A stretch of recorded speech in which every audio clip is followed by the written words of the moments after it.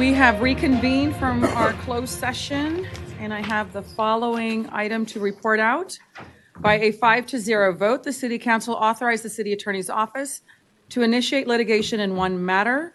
The name of the defendant and details are not subject to disclosure at this time.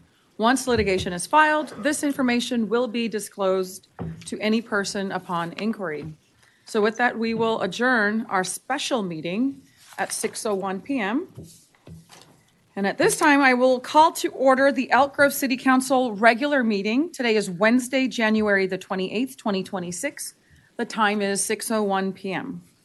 Would our assistant clerk here please read the announcement?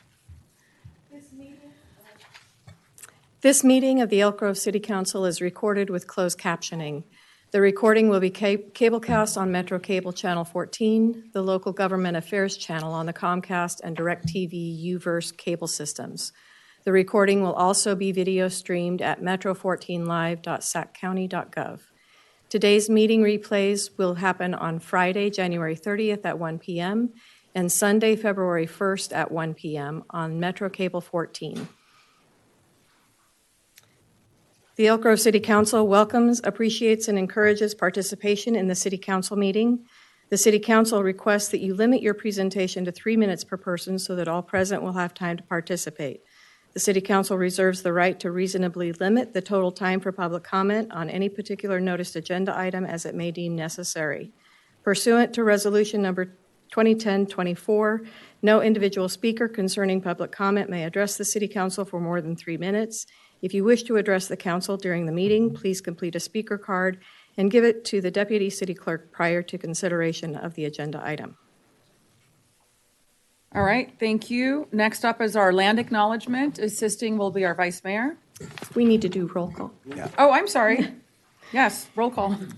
Mayor Bobby Singh Allen. Yes, here. Vice Mayor Suen. Here. Councilmember Robles. Present. Councilmember Spees. Present. Councilmember Brewer. Present. All right, now our land acknowledgement. All right. Thank you, Mayor. We honor, respect, and acknowledge Elk Grove's first inhabitants, the Plains Miwok, who lived as sovereign caretakers of this land and these waterways since time immemorial. We commemorate and advocate for their descendants, the Wilton Rancheria tribe, the only federally recognized tribe in Sacramento County, who endure because of the bravery, resiliency, and determination of their ancestors, tribal members, and leaders. All right, thank you. Next up is our Pledge of Allegiance. I would like to invite up our former Rockstar staff members, Mr. Darren Wilson, if you could join us and help leading the pledge this evening. I'd be honored. Please stand, hand over heart. I pledge allegiance to the flag of the United States of America and to the republic for which it stands, one nation, under God, indivisible, with liberty and justice for all. Thank you. Please join us for a brief moment of silence. All right, next up is our approval of the agenda. May I get a motion? Second. All those in favor, please say aye. Aye. Aye. Thank you.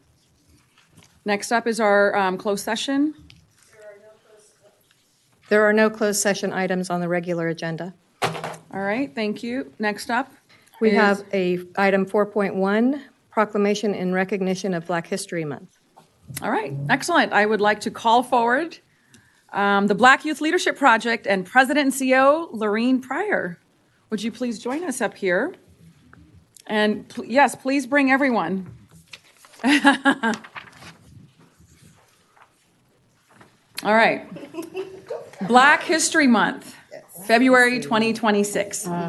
Whereas since 1976, February has been designated as Black History Month as a time in which especially memorable events are recognized and celebrated, honoring and affirming the importance of African American history and culture as an essential element to the foundation of American history. The theme for Black History Month 2026, A Century of Black History Commemorations, explores current conversations and reminds us that Black history continues to play a crucial role in advancing equality. And whereas Black Youth Leadership Project empowers students and families to overcome educational barriers and champion equity through culturally responsive advocacy, peer support, and civic engagement. Whereas the Black Youth Leadership Project, led by President and CEO Lorene Pryor, is a valued community collaborator of the Elk Grove Police Department and has worked with the department on several projects, including a Thanksgiving giveaway event providing turkeys and gift cards to Elk Grove families in need.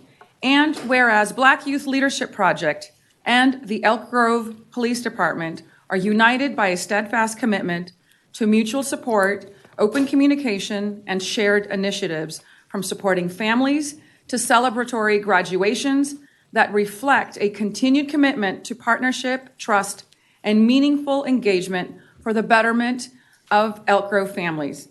Now, therefore, be it resolved that the City Council of the City of Elk Grove hereby affirms and proclaims February 2026 as Black History Month in the City of Elk Grove, and we thank Black Youth Leadership Project for its dedication to empowering Elk Grove youth development and partnering with the City of Elk Grove. Signed today. Congratulations. Thank you. The floor is yours.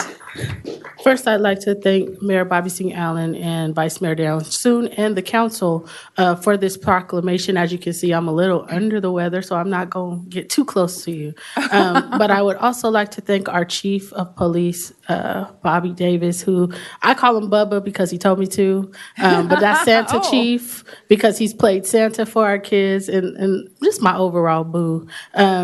He makes it easy to partner with him in his department. For so long, there have been tensions when it came to police departments and community programs who offered support specifically to Black children. It has been hard to build relationships in other places, but in Elk Grove, he has made it extremely easy, and we are internally grateful for that. Although we are Black Youth Leadership Project, we serve all the children here. We advocate for all the children here. Unfortunately, Elk Grove is known as the place where they suspend and expel more Black students. So we have a place here, and we thank you for this proclamation, and we hope that we can continue the partnership. Thank you. All right, let's all go down there. We're going to present this to you.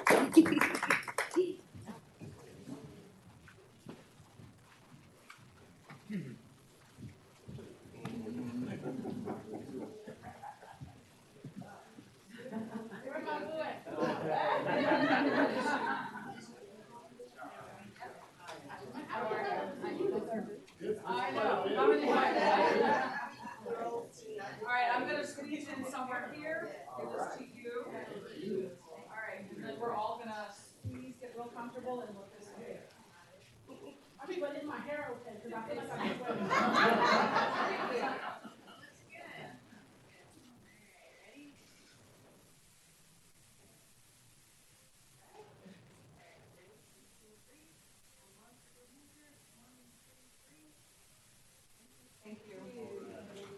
sweating.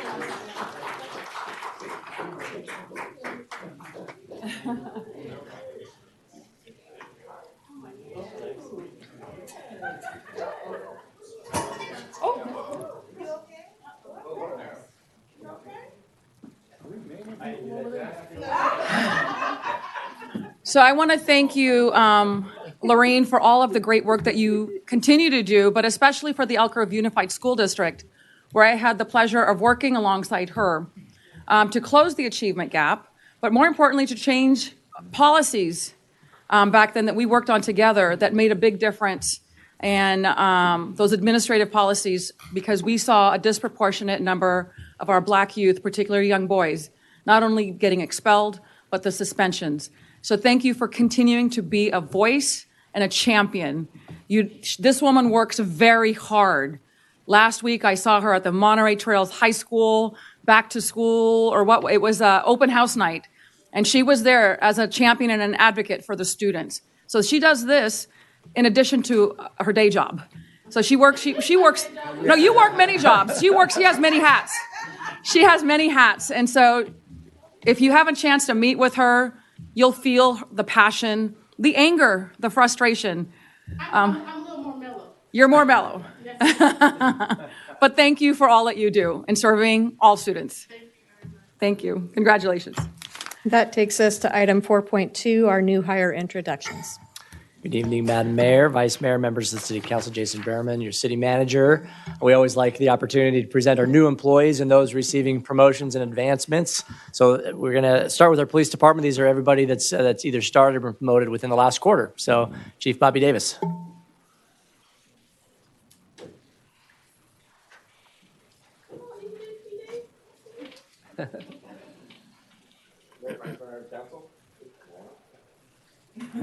Yeah, there we go. All right. Oh, goodness gracious. So we will start with Shelby Terrazas. Hi, how are you? Good, how are you? Shelby was born and raised in Stockton and now resides in Galt. Prior to joining the Elk Grove Police Department, Shelby worked as dispatcher for Stockton Fire and Stockton PD. While away from work, she enjoys traveling to Lake Tahoe in Southern California. Thank you. Thank you. Jared Houston.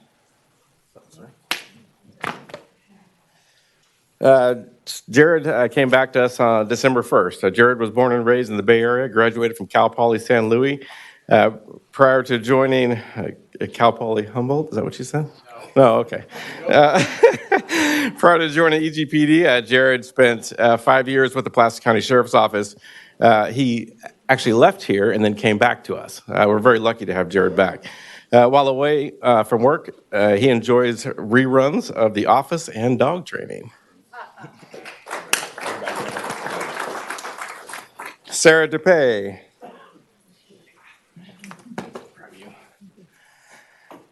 Sarah joined EGPD on March 27th, 2011. Prior to her promotion, she served as a homeless outreach officer in our POP unit. Sarah currently oversees our graveyard patrol team. Every morning, Sarah would walk the bridge over here and make sure that the folks were who needed help got help. She was wonderful, one of our hot officers. So, thank you. Yeah.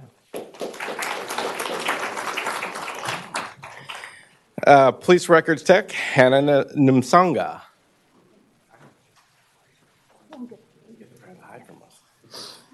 Hannah joined EGPD on June 19th, 2022 as a records tech.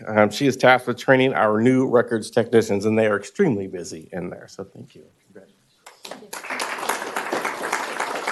Shakira Harper.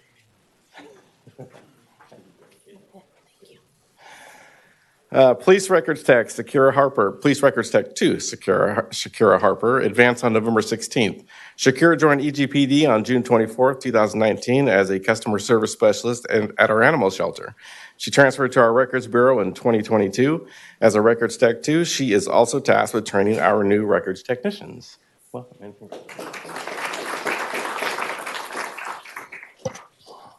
Stacy David.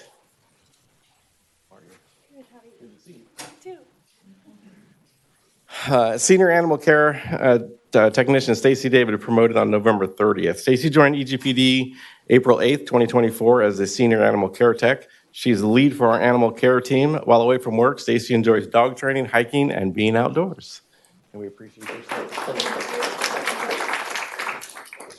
Jalen Woods, Officer Jalen Woods.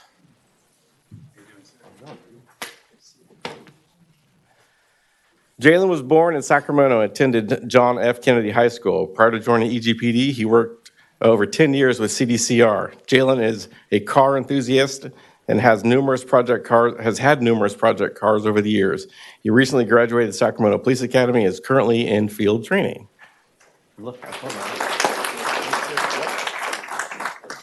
Teresa Leahy.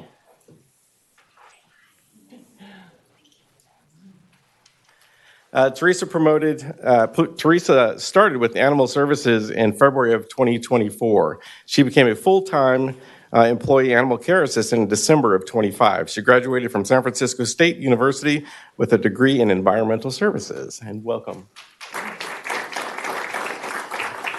That's all we have.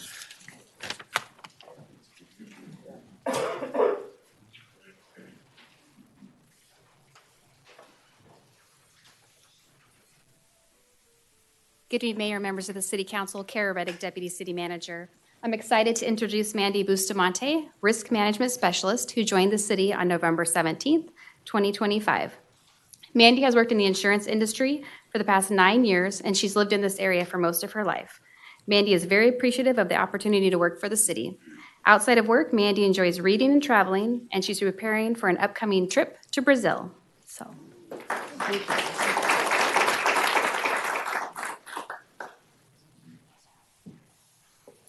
I'd like to introduce Charles Wilson, our Community Center Coordinator at District 56. He also started on November 17th, 2025. Charles has nearly 17 years of experience in the private sector rental, recreation, and entertainment industries, and transitioned to the public sector in 2023 as a recreation coordinator for the city of Rockland. Charles holds a bachelor's degree in government from Sacramento State and a master's of public administration from California Baptist University. Outside of work, Charles enjoys refurbishing vintage furniture, fishing, and playing basketball, and he's excited to work for the city.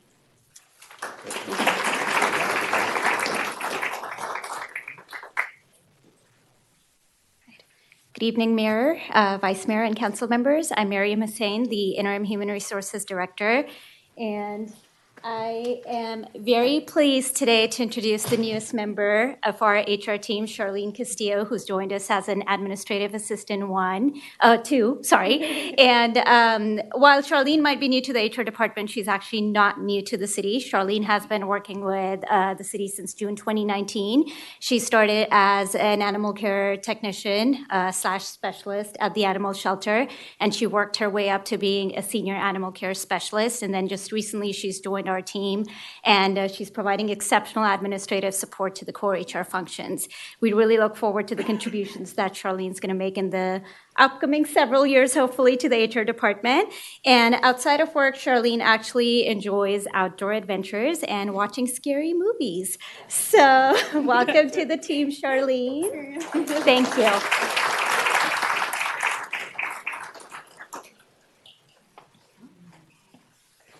Good evening. I'm Nicole Guttridge, your Chief Information Officer, and I am excited to introduce you to Sai Munjeti, our new network engineer. Sai graduated from the University of Alabama in Birmingham 4 years ago, and she recently moved here from New Jersey, so she made a large trek to come to Elk Grove and join our team. She used to work for Tokyo Electron, where she was part of the network infrastructure team, handling network monitoring, troubleshooting, and connectivity issues. She's been with us now for 2 months, so we're still deep into training and teaching her all about Elk Grove. And Sai's going to be working on swapping out our firewalls coming up here, some other upgrades, access points, switches, and network monitoring. And Sai's getting to learn about Elk Grove and is excited to venture out on some of our trails. And we're just thrilled to have you as part of our team. So welcome and thank you.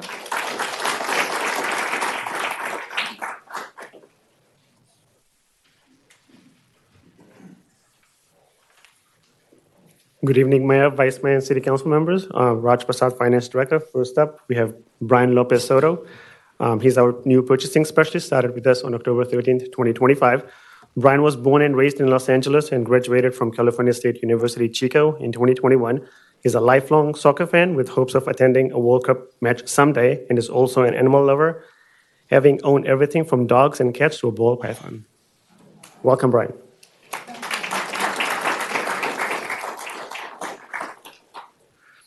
Next, we have Maricela Home. She started with us as the customer service representative on December 22nd, 2025. Maricela was raised in Elk Grove and is a graduate of Elk Grove High School. She recently earned a degree in environmental policy analysis with a specialization in city and regional planning from UC Davis. She now joins the finance department in the cashier's office and is excited to serve the city of Elk Grove.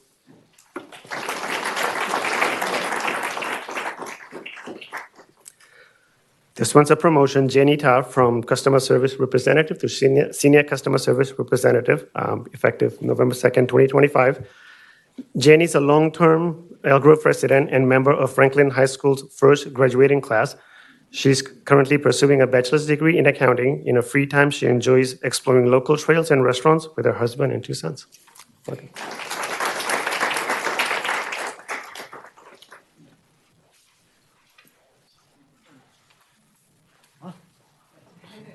All right, good evening. Christopher Jordan with Community Development. I have a few folks I'm very excited to introduce and bring into our team. First up is Leslie. Leslie's joined us in October 6th. She is one of our 2 new associate engineers in the Development Engineering Division. She comes to us with extensive experience in Elk Grove as a consultant for the last 23 years, working in development projects, primarily with improvement plan review and more recently with entitlement review processing. She is a mom to 4 children. 2 are in college and 2 are in high school. In her free time, she enjoys traveling, hiking, and swimming. So welcome aboard, Leslie. Next up is Angelica. She is our new administrative assistant, also in the Development Engineering Division. She started in November of last year. She, prior to that, spent about 6 years working as a consultant, including Elk Grove as one of her clients. She's continuing to support the division with contract management and other administrative functions, and also serves as our Planning Commission clerk. Angelica is a Elk Grove native and is raising her family here in town, including 4 kids. Her eldest works locally, her twins are in college, and the youngest is a sophomore in high school. Some of her hobbies include playing indoor soccer, entering lowrider car shows, watching her kids play sports, and of course, spending time with family and friends. So welcome aboard. There he is. Next up is Jojo. He is our 2nd associate engineer, joined us on November 17th, comes to us with a background in private development and traffic engineering. Prior experiences included the City of Sacramento and the City of West Sacramento, and in his free time enjoys traveling and experiencing different cultures. So welcome, Jojo. Thank you. Last on our engineering side is Alvin. Comes to us with 7 years' experience working for the City of Fairfield in a similar role, overseeing private development and performing plan reviews and entitlement reviews. Prior to Fairfield, Alvin spent 4 years as a design engineer for consulting firms. He is a local resident and enjoys spending time at home with his wife and 2 dogs, and for fun is getting into DIY home improvement, and is enthusiast for enjoying hiking. Do remember, building permits are required. Welcome, Alvin. Thank you. And we do have 2 advancements in our code enforcement division. The first up is William, who's worked for Elk Grove. Where'd you go, William? Oh. Okay, my lists are backwards. Sorry, gentlemen. Okay, so William's worked for Elk Grove for 2 years and was recently promoted to the Code Enforcement Officer 2 position. Previously, he was with City of Sacramento as a parking enforcement officer. He enjoys Taekwondo, brewing beer on his free time, and gardening. He also enjoys spending time with his family, his daughter, Lainey, thank you. Son, Gotham, and wife, Laura. William and his wife also own their own baking business, Better with Butter, and I can attest to the quality of the baked goods. So, welcome, William. All right, and last up is Troy. Troy has also worked for us for about 2 years and was recently promoted to the Code Enforcement Officer 2 position as well. I previously worked with MCE in Rancho Cordova, where he assisted with various construction projects. He enjoys weightlifting, running, hiking, and traveling with his family. Congratulations.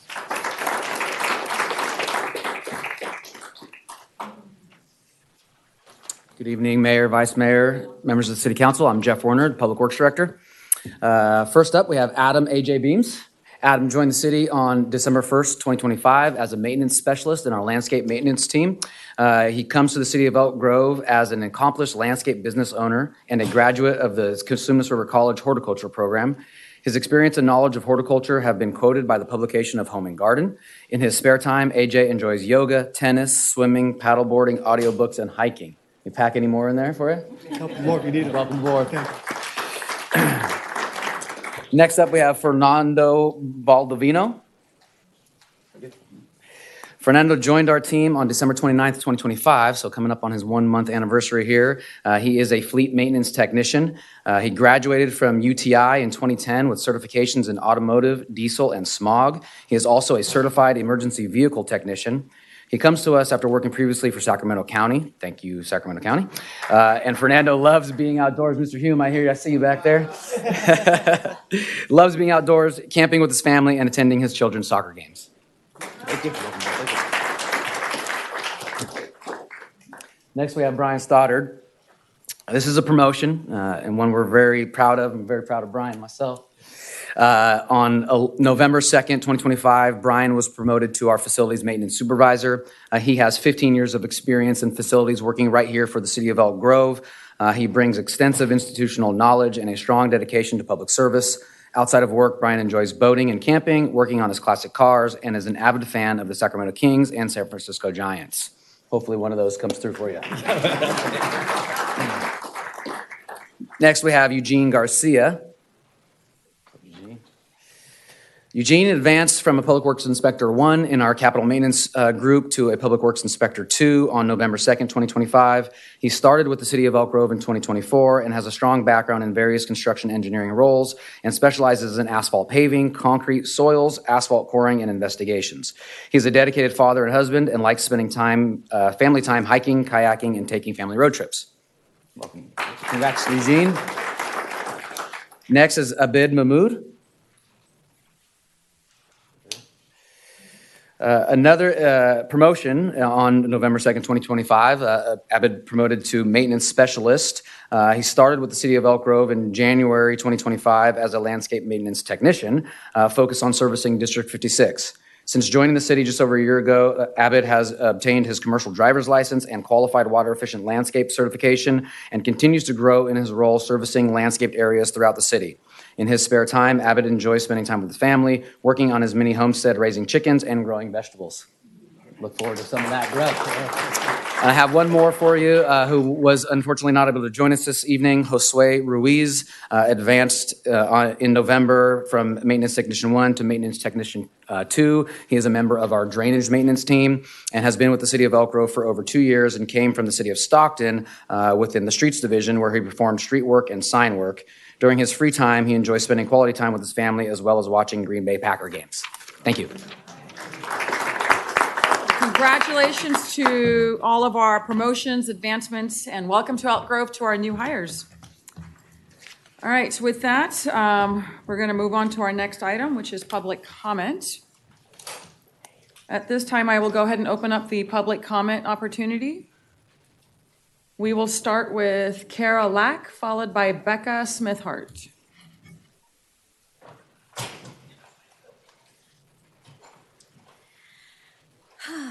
Good evening, Mayor and City Council. My name is Kara Lack, and I'm here representing Musical Mayhem Productions, a youth nonprofit theater company in Elk Grove. Recently, some of our students traveled to the Junior Theater Festival in Atlanta, an international theater event with over 140 groups from around the world. And they came home with a win for excellence in music. A nice big trophy, too. That honor belongs to young people from this community who worked hard, supported each other, and proved that Elk Grove talent belongs on a national stage. Youth theater, as we know, is more than performance. It builds confidence, teamwork, discipline, and a sense of belonging, especially for kids who may not always find their voice elsewhere. When we invest in the arts, we invest in our future leaders, storytellers, and citizens. We would love to invite each of you to attend an upcoming Musical Mayhem production and see firsthand what these students can do. Coming up soon, they have their 4 to 10-year-olds performing in Annie Kids this weekend, and their elite program performing in Rent Teen Edition February 20th through the 28th. If you're interested in tickets, you can reach out to Anne-Marie at mmp.com. That's her email address, or you can go to the mmpkids.com website. Thank you for your time and for supporting the arts in Elk Grove.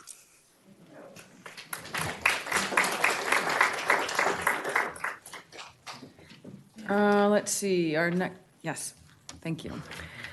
Hi, my name is Becca Smithhart. I'm here to encourage you to support the arts, particularly the children's art organization, Musical Mayhem Productions, which she just spoke about, or MMP. For my family, this program has been incredibly meaningful. All 4 of my children have participated over the past 10 years, and 2 of my children are still involved today. One of the reasons our family chose to remain living in Elk Grove was because of this particular program that's not found in anywhere else as easily. It provides children and teens with a safe, structured, and creative space where they can build confidence, teamwork, discipline, and communication skills. What makes MMP especially important is the range of opportunities it offers. The upcoming spring shows are Annie, Stuffs, Rent, and Frozen. Shows like Annie and Frozen introduce younger children to theater through family-friendly stories, while productions like Stuff and Rent challenge older youth artistically and emotionally. This allows students to grow with the program year after year. I'd like to invite you to come see these shows. My own kids will be in Rent and Frozen. MMP also places strong emphasis on youth leadership and volunteerism. Older students volunteer as mentors and leaders for younger kids' productions. They learn responsibility and service while giving younger kids positive role models to look up to. This kind of peer leadership builds confidence, accountability, and community connection. My own son is one of these program assistants, and being able to put this on his resume helped him find a job. He got hired at Chick-fil-A when jobs for teens right now are really scarce and kind of hard to find. Programs like MMP benefit the city as well. We bring families. We have lots of people that come to see their shows.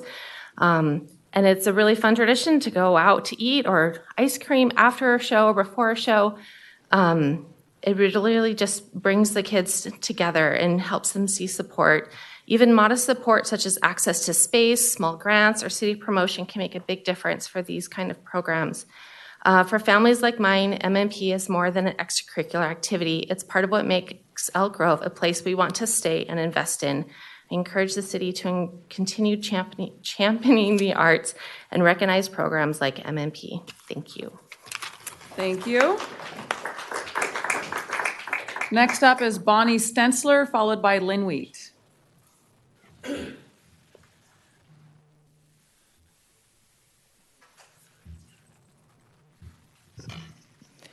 Good evening, Mayor and Vice Mayor and council members. I'm here this evening because I wanted to publicly thank Sergio. He has quite often come out to Glenbrook. He was just out this past Friday at our coffee clatch, and the residents enjoy talking to him. He answers a lot of their questions. If they ask him to follow up on something, he does that. He gets back to us on it, and I just want to say we really enjoy having him. And it probably doesn't hurt. He also brings bagels, which seems to go over pretty well with them. But again, they're still talking about you and when you're going to come back. And for the rest of the mayor and council members, any of you, you're all welcome. Just get in touch with me.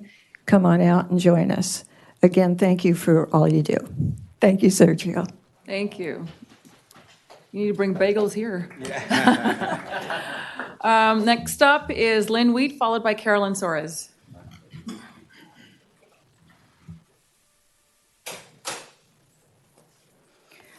Good evening, Mayor and Council. I'm here tonight to thank the staff for the tremendous job they did on outreach for our future permanent homeless shelter, which I'm calling the big house, because I don't really like shelter, so I'm calling it a big house. And they put together an absolutely wonderful packet. Now, a friend that went with me, she was concerned because there's glossy flyers on the inside that maybe the staff spent a little bit too much of our money producing this. So I asked a staff person, and during this time we could have rain. And so they prepared it in this manner, anticipating that we might have rain, and they didn't want these packets to get wet. So an easy explanation that made sense to me. What I really want to talk about, though, is the location and the discussion that's gone on.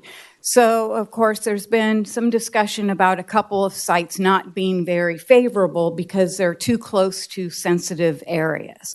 So that leaves another site, survey site. I'm really against the survey site for a number of reasons. It is going to isolate our homeless population within the community. These are members of our community. And if we're truly a compassionate city, do we want to isolate at the southern end of our city where there are not the number of resources, though some say that there are?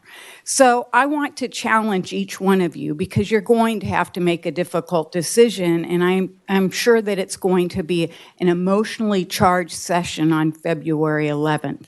So I'm challenging you to go to each site, wait for a bus, and see how you can commute around our city. Go to each site, walk to it, and see how close it is to a store or possibly a retail center that you might get a starting job at. Go to it and walk and see how quiet or noisy the streets are or how congested the major roads are, such as Camer, our future grant line that has the truck traffic. So I think if you do that, then you'll have even more ways to express yourself as how we want to integrate this population within our community. There's many myths about what homelessness looks like, and I was very glad that the staff could address those. I hope that residents will be open in hearing that. I went to all 4 sessions, and I met a lot of people and had some really good discussions around this. And I think that we can work out something, and our big house can be beautiful. The people can be integrated and moved into permanent housing, and we won't set up barriers that make it even more challenging for them to get back on their feet. So again, I hope you accept the challenge. Thank you. Right on the dot. Thank you. Our final speaker is Carolyn Soares.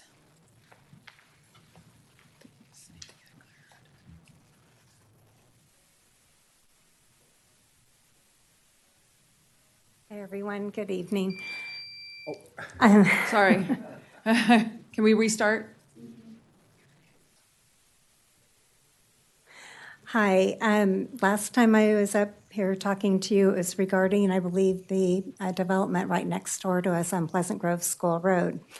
At that time, myself and quite a few other people expressed concerns about the drainage and a number of other issues with the project. I sent you all, I don't know if you received it or not, pictures of our crawl space, which now, well, it doesn't now, but it had 6 inches of water. The developer guaranteed that we would have less drainage on our property or the surrounding parcels with his development than before. We've never had an issue with drainage from that property before.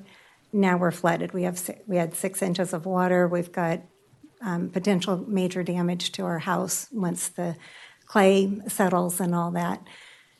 When the development was brought to you guys for approval, the drainage was supposed to go west to east. They changed that. I went to engineering numerous times saying, hey, if you change that like you're proposing to do, how the developer wants it to go from east to west, there's a 100% guarantee it will flood our property.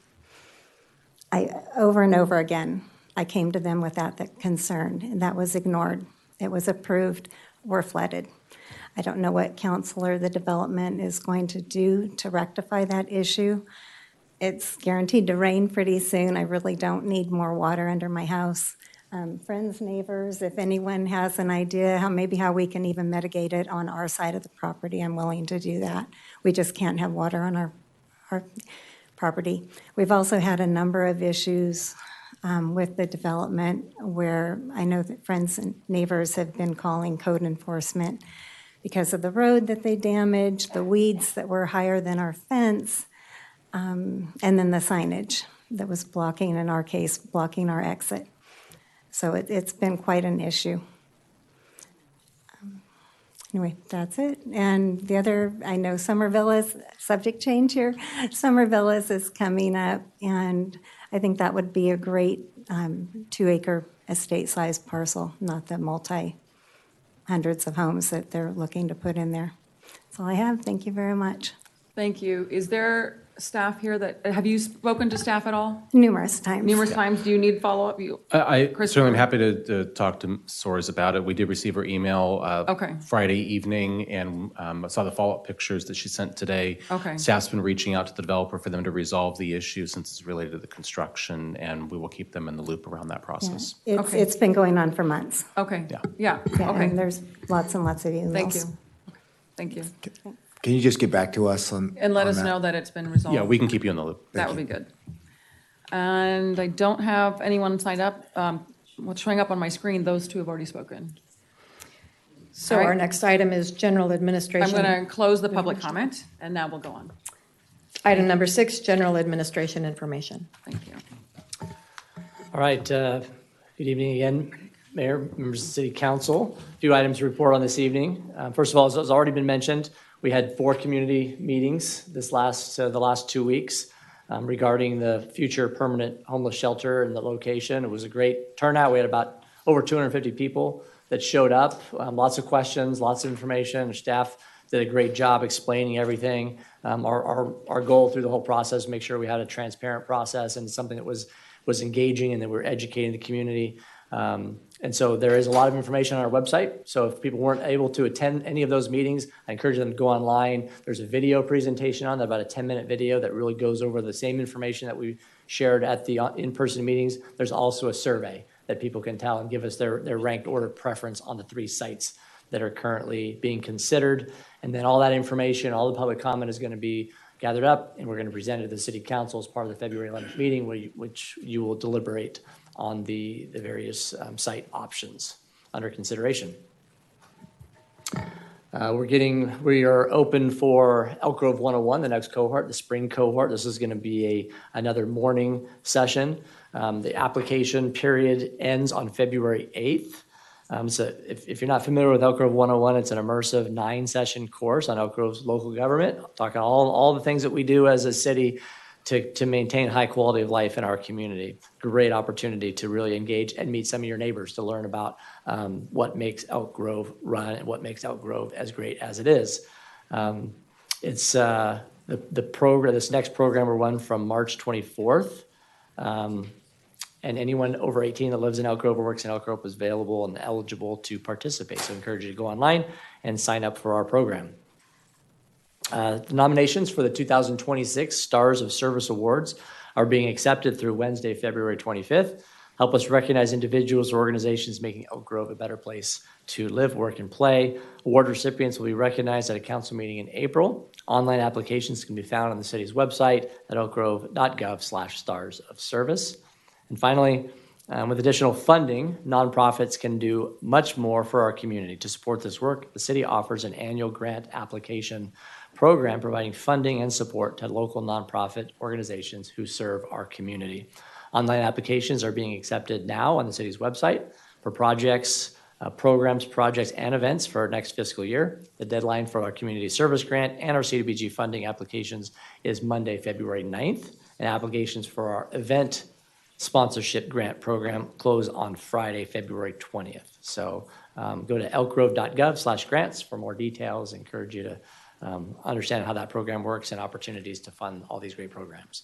And that concludes my report. I'm happy to answer any questions the council might have. All right, thank you for your report. Any questions or comments? Looking to the left, seeing none. To the right, seeing none. Thank you. All right, with that, we will move on to our next item, our consent calendar items. At this time, I will open up public comment. I don't have anyone signed up to speak. I will go ahead and close public comment and look for a motion to approve our consent calendar. We have a motion and a second. All those in favor, please say aye. Aye. Thank you. And that takes us to our public hearings, item 8.1.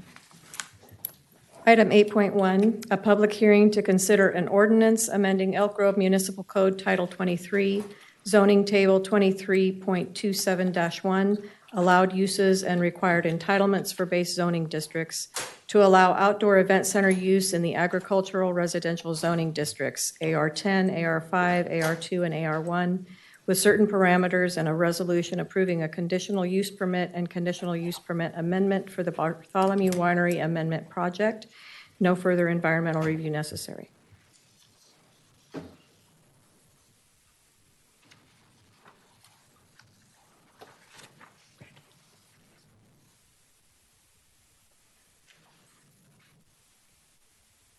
Sorry, just pulling up the PowerPoint. Those were last week.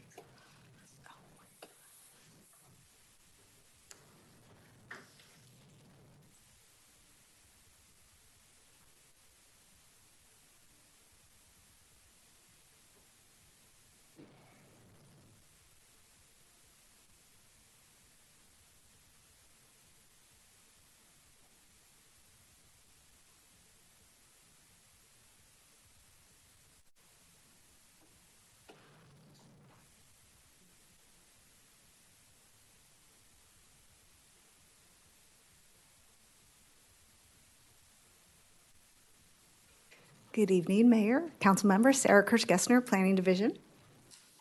The Bartholomew Winery Amendment Project consists of a request for a text amendment to the Elk Grove Municipal Code, Title 23 zoning, to allow outdoor event center use with approval of a conditional use permit within the agricultural residential zoning districts within certain parameters, as well as a new conditional use permit to allow an outdoor event center use with up to 18 events per year, an amendment to the previously approved conditional use permit to expand the hours of operation for wine tasting and allow additional winery events up to 48 events per year. The project also includes a request to allow amplified music and sound on the project site. The project site is a 10-acre parcel located within the Eastern Elk Grove Community Plan area. The parcel is currently developed with 2 single-unit residential dwellings, a 3,200 square foot wine production warehouse, and 4 acres of vineyard. The project site is surrounded by residential uses to the south and west, vacant commercial land to the north, and commercial and institutional uses to the east. Some background information for you regarding the project site. In 2019, the Planning Commission approved the original conditional use permit to allow for the establishment of the wine production facility for the winery, with 5 special events per calendar year for activities associated with the winery. And then in 2021, the Planning Commission approved an amendment to that conditional use permit to allow on-site wine tasting, as well as expanding the number of special events associated with the facility from 5 to 24 events per year. The zoning code does not currently allow outdoor event center use in the agricultural residential zones, based on previous council direction. The Planning Commission reviewed the item on November 6th. Public comments were received in writing before the meeting and in person at the meeting, as well as a petition regarding the project. They identified concerns related to noise, as well as the expansion of the operations and events on the project site.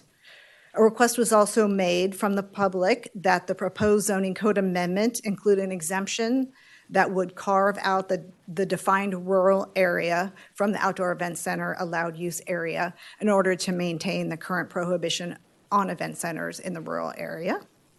Based on residents' concern regarding the amplified music and number of events, the Planning Commission ultimately recommended a reduction in the number of permitted events compared to the applicant's request as shown here on the screen. The Planning Commission voted 4-1 with Ocon opposing to recommend City Council approve of the project as revised. Here is the existing site detail. The existing warehouse building and the outdoor seating area are shown here in the central area of the site. The project site's general plan land use designation is estate residential and the zoning district is AR1. The project includes an amendment to an existing winery use in the ag res zone, which is surrounded by other commercial sites on the north and east sides. The on-site wine tasting and special events will be associated with the existing winery, which is an agricultural use that will continue to add to the diverse local economy. The applicant is requesting approval of the text amendment, as mentioned, to allow outdoor event center uses in the ag res zones with those certain parameters. The defined for outdoor event center, it's currently defined in the zoning code, and it means outdoor facilities for public assembly and group entertainment other than sporting events, including facilities for weddings, live theater, and concerts and similar entertainment. The proposed text amendment would allow that within those zones, AR10, AR5, AR2, and AR1, with approval of a conditional use permit with the following parameters. The parcel would need to be, or a combination of parcels, that is a minimum of 10 gross acres in size. It would need to have direct primary public access from one or more major arterials as defined in the general plan. It would need to be ancillary to an approved winery or agricultural tourism use on the site. And as recommended by the Planning Commission, outdoor event center use would be permitted on AR sites in the rural community plan area. With the proposed parameters above and the conditional use permit process in place for a parcel and review of the site features for specific projects on a case-by-case basis, that would give staff the ability to review projects on a case-by-case basis. The current project includes an amendment to the previously approved conditional use permit to expand the hours of wine tasting, allow additional winery events, as well as that new outdoor event center use, and amplified sound and music. And I'll go through these one by one. For the expansion of the wine tasting, the Planning Commission previously permitted that use, and the applicant requests that the hours of operation be expanded from 11 a.m. to 8 p.m. 7 days a week. For the typical winery events, these are events for marketing and fundraising for the winery, such as wine tours, winemaking dinners, blending seminars, harvest experiences, and dinners in the vineyard. The current conditional use permit allows 24 events per calendar year with a maximum of 50 people in attendance. The applicant is requesting to add an additional 24 events for 40 events total, and expanding the number of people from 50 people to 125 people in attendance, and no changes proposed to the currently allowed hours of operation. For the outdoor event center use, the applicant is requesting a new conditional use permit to allow up to 18 events per calendar year from 11 a.m. to 10 o'clock p.m. with 125 people in attendance Fridays, Saturdays, and Sundays only. Staff analyzed that request based on the parameters that I noted for the outdoor event center use, and the project is compliant with those parameters in terms of being located along an arterial as well as the size requirements and outside of the rural community plan area. Because the project included a request to allow amplified music and sound on the project site, a noise study was prepared for the project, analyzing the proposed amplified sound to verify compliance with the general plan policies and standards, as well as the Elk Grove Municipal Code Chapter 6.32 noise control. And the noise consultant conducted noise level measurements during amplified music simulation at the winery, as well as during an amplified music event at the winery. This exhibit shows the stage location shown in red in the central location of the site, as well as the location shown in yellow, which I'll refer to as the reference position. That's the yellow triangle in the central of the site, and the 4 survey locations located adjacent to the residential properties to the west and south. Per the municipal code, the daytime standards from 7 a.m. to 10 p.m. is 50 decibels, and it does allow an increase of 5 decibels when the ambient is less than 60 but greater than 50 decibels. Here is the summary of the average noise level during the simulated event as compared to the ambient for the 4 simulated events. The noise study found that the noise levels for all of the events are predicted to be within compliance of the city's exterior noise standards, and the noise study included recommendations to ensure compliance with the noise standards, and these were incorporated into the project's conditions of approval. And based on the neighbors' concerns identified at the Planning Commission meeting, as well as outreach meeting that the applicant held, the applicant did propose some revisions from their original request as reviewed by the Planning Commission. Specifically, they're proposing that all amplified music sound end at 8 o'clock p.m. for the on-site wine tasting and typical winery events, and at 9 o'clock p.m. for the outdoor event center events. So that's shown there in bold, along with the summary of the proposed outdoor events, typical winery events, and wine tasting hours of operation. And amplified music during the wine tasting portion would be limited to 75 decibels at the reference point and 85 decibels at the reference point for the events. Staff also worked with the applicant on additional conditions of approval to further address some of these noise concerns. These include restrictions on bass enhancing equipment, except during the events, requiring the applicant to keep a log of events with audio level measurement information that the city could request. Additionally, requiring the applicant to publish contact information on their website to receive any feedback and complaints. Based on the characteristics of the operation, the proposed conditions of approval from the noise study, as well as these additional conditions of approval, and the compliance with city standards. Staff supports the applicant's request as proposed and believes the project would not be detrimental to the public health and safety of the residents and adjacent uses. There is no further environmental review required. The project is consistent with CEQA guidelines 15162 and 15183 and the general plan environmental impact report. Staff recommends that the City Council find no further environmental reviews required, adopt an ordinance for the proposed text amendment, and approve the conditional use permit and conditional use permit amendment. Thank you. All right, thank you. At this time, I will declare that the public hearing is now open and invite the applicant or representative to come and speak.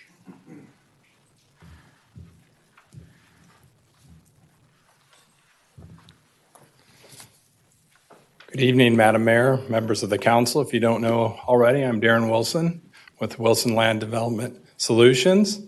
I represent the applicant on this amendment. First, would like to thank CJ's team for helping us through this, and Jason Hone and Antonio Ablog, and especially Sarah, getting us through this process. So they were very helpful. We're before you tonight for an amendment of my client's CUP to help attract more business and expand their business model, making it more viable for the future. The winemaker and I have had extensive conversations that the tasting room in itself over time is not sustainable for viability of the business. So hence tonight's request. So tonight's request is intended to meet the needs of my client in a longer term as opposed to piecemealing amendments, which can be lengthy and quite costly. All conditions placed on the amendment are supported by staff and are consistent with the city's general plan and Elk Grove Municipal Code, and the applicant agrees to all of the conditions that's published in the staff report. Therefore, we respectfully accept or ask the council to accept this amendment tonight to further promote and support small businesses, to promote ag tourism and a sense of community, and further diversify the local economy. We have the team available and intends to answer your questions, any questions you may have, and thank you for your time. Thank you, Mr. Wilson. At this time, I will open up the public comment opportunity. Our first speaker is Catherine McLean, followed by Chandler Bender.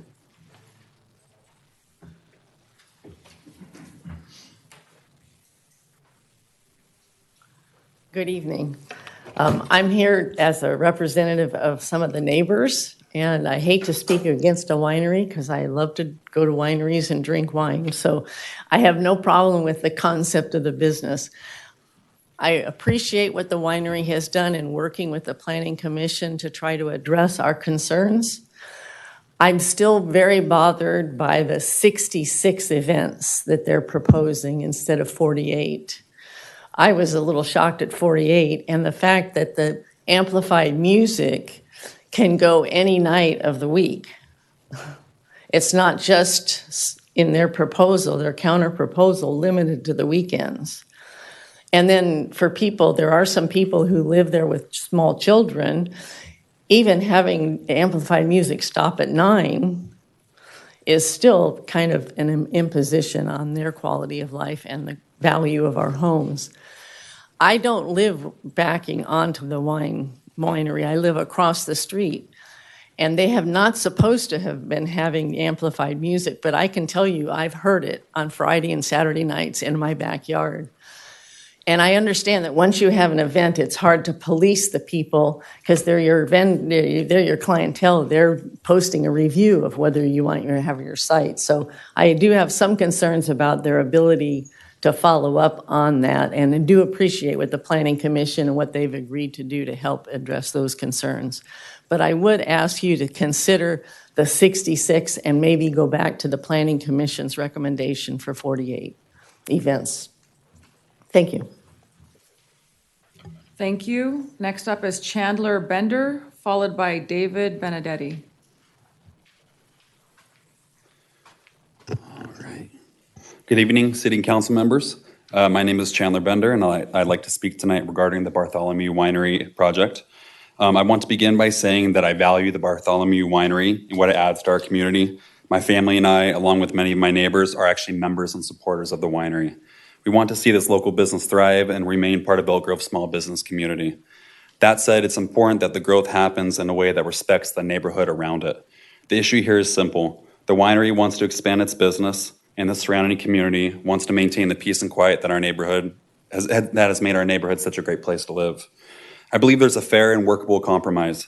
Bartholomew Winery should be allowed to host as many events as they would like, as long as those events do not include amplified music. This would allow them to hold corporate team building functions, private dinners, smaller gatherings that support their business without disrupting the nearby families and neighborhood. For larger celebrations like weddings, I believe amplified music should be held indoors where it won't carry into our homes and into the night. I have a young family with 3 small children, ages 5, 3, and 1, and I actually live less than a football field away from where the speakers are normally held for the amplified music. It's like 200 and something feet. So we are literally neighbors. We share a fence together. When events with amplified music have gone on in past reasonable evening hours, it has made it difficult for my kids to sleep and has disturbed the peace that our neighborhood has enjoyed for more than 2 decades. I worry that approving this project as it stands could lead to more of that in the future. We all want to see Bartholomew Winery succeed, but success shouldn't come at the expense of the quality of life for dozens of local neighboring families. This proposal that I am saying offers balance. It supports local business growth while ensuring that residents, especially families with young children, can continue to enjoy their homes without late night noise and disruption. I respectfully ask the council to consider this compromise. It's fair, it's practical, and it protects both the winery's future and the well-being of the people who live nearby. Thank you for your attention and listening to the concerns of the community. Thank you. Next up is David Benedetti, followed by Pamela Benedetti.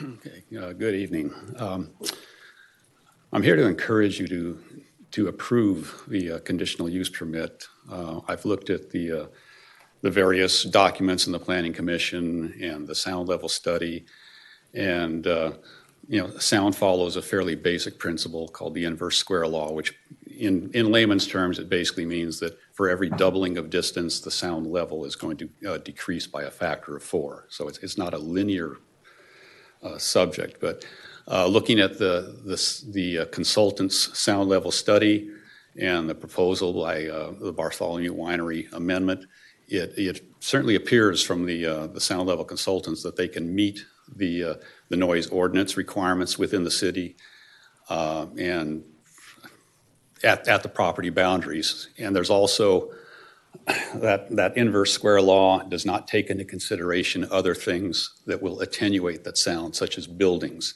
and the vineyard and the masonry walls that back up alongside the residence. So with that being said, I would, and it does look like compliance is very, very doable, with the conditions with the conditions that are stated in the conditional use permit. So I would encourage you to approve that permit. Thank you. Thank you. Next up is Pamela Benedetti, followed by Pam Donnelly.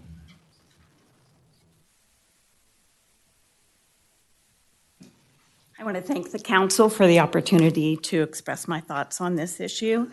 My husband's somewhat modest.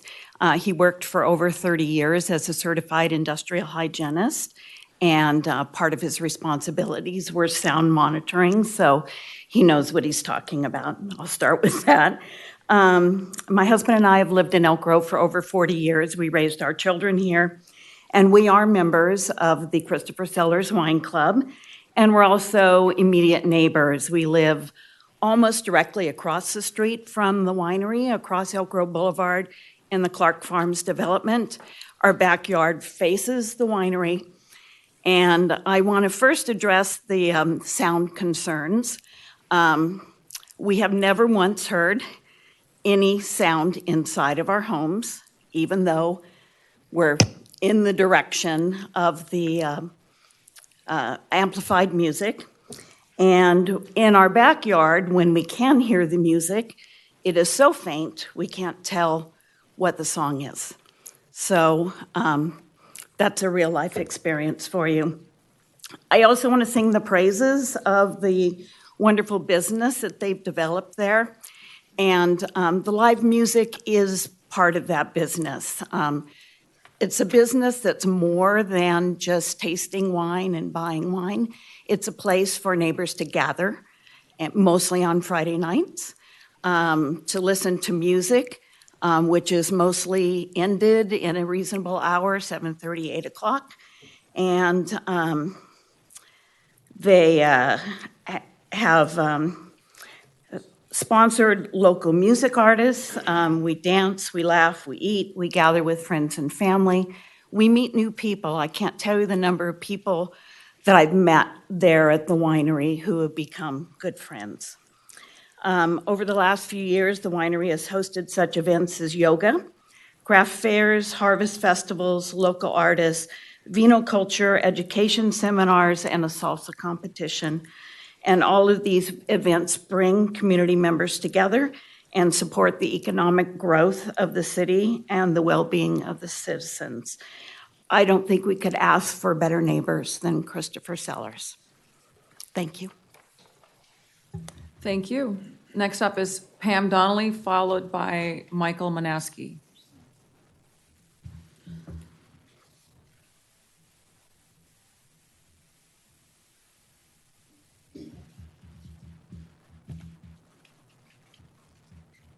Good evening.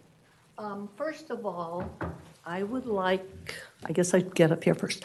I would like you to review the map that shows the subdivision that is directly behind the winery.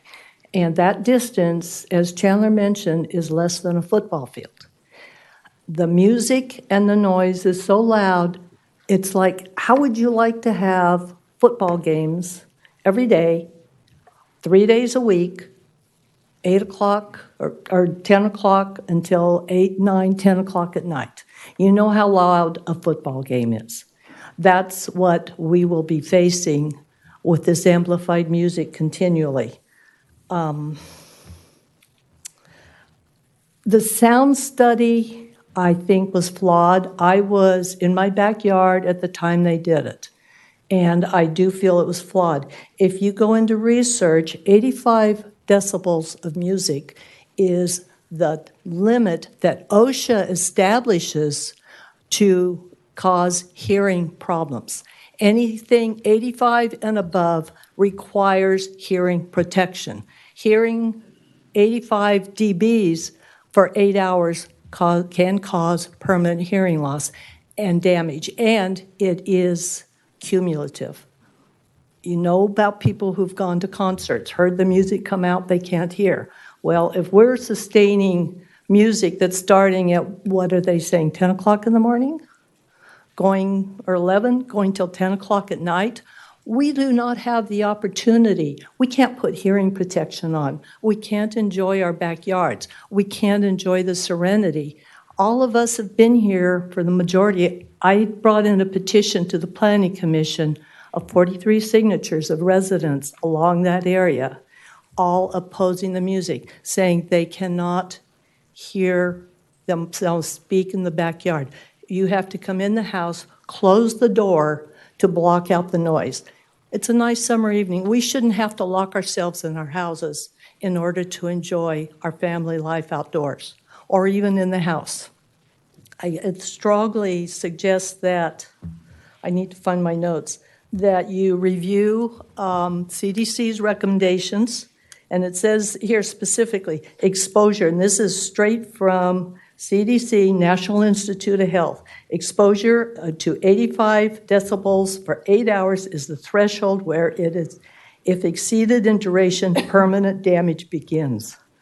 What's going to happen to our children over all the weeks, the months, the years that they are subjected to this noise, which is only going to be increasing? I don't think the health of our children and our families is being taken into effect. Am I out of time? Ma'am. Okay, in conclusion. Ma'am, your time is I have actually one up. thing to say. Are you willing to prioritize Ma'am, your time is profit up. over people? Thank you. Next up is Michael Manaski. The answer to that was yes.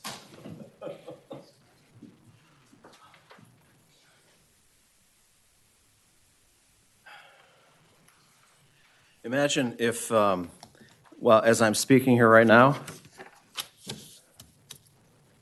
you were distracted by a vacuum cleaner. You know, if I had a vacuum cleaner running right here, right now, that's 70 decibels. Okay, 70. So if I ran the vacuum cleaner, do you think you'd be able to hear me? You might be able to understand me a little bit better than you would think, but at the same time, you'd be really annoyed by the noise. Elvin Dorsey Bartholomew famously supported cityhood for Elk Grove.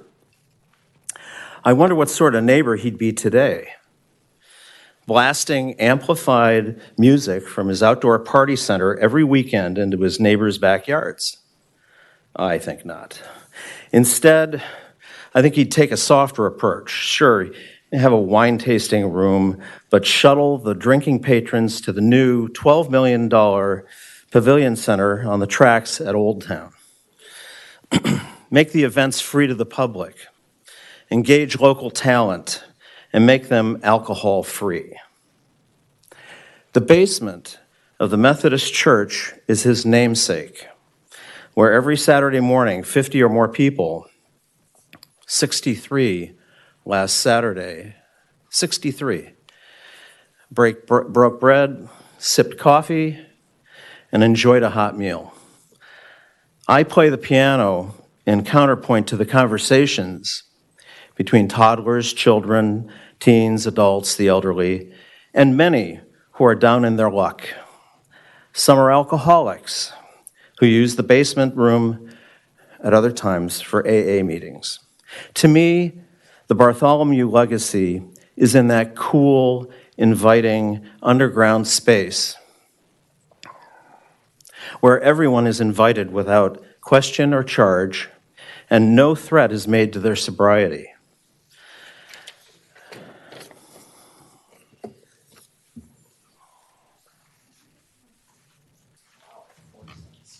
All right, thank you. That concludes our public comments on this item. So at this time, I will close the public comment opportunity and invite back the applicant or the representative to provide Thanks for having me concluding back. remarks. I'm going to address several of the remarks. One, the all night, or the typical winery events all nights of the week. This is an expansion. You know, the winemaker's not going to go out of the gate running with this on even weddings. So those are separate categories. The wedding is a outdoor event center, which is more of a larger scale entertainment venue like weddings and concerts. The typical winery event is more like your outdoor Rotary Club luncheon, you know, Elk Grove Chamber luncheon, or celebration parties or birthday parties that are held outdoors. So the 48 is to get us, you know, what they feel is needed for expansion of their business over time. Another comment was no amplification. I will say I did research on probably 8 wineries in the area, and all of them have either event center weddings. Now, some of them weren't near single-family residents, but most of them were that I researched. But all of them had some form of amplification or live music. You know, we cannot even have a microphone for a speaker outdoors if you have a keynote speaker or some type of presentation. We can't even have amplified music indoors based on the permit today. So this is a complete disadvantage for my client against other wineries. There was one comment made about loud. 85 decibels is bad for your hearing. I would 100% agree. It was loud when I was at that reference point, but that favors the applicant, because if it's too loud for people to have a conversation, then that's going to even reduce that standard at the 4 points. So right now it meets and is below the city standard of 50 decibels, with the exception of Bradshaw Road, which is well below the ambient noise ceiling. So one thing I got out of the opposition letters and the proponents is they're in favor for this business. That's a common theme. So we're down to amplification, which I always say sound is subjective, but there's the reason the city has objective standards to sound. Can you imagine code enforcement if we didn't have those? Going out and figuring out what is a nuisance and what is not. So we also have a controlled environment. If you read conditions 14 through 25, they include restrictions on what the applicant has to do to ensure we meet the city's 50 decibel standard, including something that other past use of sound has not used as far as bass equipment, subwoofers, which subwoofers are very low frequency that can go through walls, and it's different from decibels, but by restricting that to the outdoor event center and typical winery events, including amplified drum kits, we felt that was something we could give that we didn't originally propose. So we're offering that. There's an 8-foot high sound wall. All those houses along both the westerly edge and southerly edge are single story, and that was by deed restriction. I know that because my client used to own that property. So, and with it, we have trees along there as well. So as Mr. Benedenti suggested in his comments, that those absorb those sound waves. The wall, yes, it can deflect, but it dissipates. Not the energy doesn't dissipate. The sound variations in your ear dissipate over time. The energy goes in either air friction, absorbed in the ground, what have you. It's the law of conservation. Energy can be neither created nor destroyed. So those are my comments. I'd happy to entertain any comments or questions you may have. Thank you. At this time, I'm going to declare that the public hearing is closed and turn it over to my council colleagues for questions and comments. You wanted to go first? Yeah, sure. Thank you, Mayor. Just because Mr. Wilson's up here. I appreciate what you mentioned, the sound wall bordering the homes on the western edge of the property. In your analysis, have you considered, and I noticed there's quite some space between the winery and the sound wall. Have you considered an earthen berm to further dissipate the noise, and would that be effective? It probably wouldn't be effective because you'd need to have that earthen berm before you put the sound wall up. The sound wall is already there. So the earthen berm would have to be 10 feet tall to be effective or more effective. The sound wall is effective enough in of itself. So it wouldn't dissipate further with the earthen berm between it and the trees? You're saying the earthen berm would need to even be higher than the sound wall? Yeah, sound travels in every direction. So if the earthen berm was 2 feet, maybe it would, those waves hitting that 2 feet would be absorbed, but you still have the waves above that. Mm-hmm. That would, ultimately deflect off the wall and dissipate over time. Yeah. Okay. Thank you. Councilmember Brewer? When the sound test was conducted, it looked like there were marks at the borders of the winery and the neighborhood itself.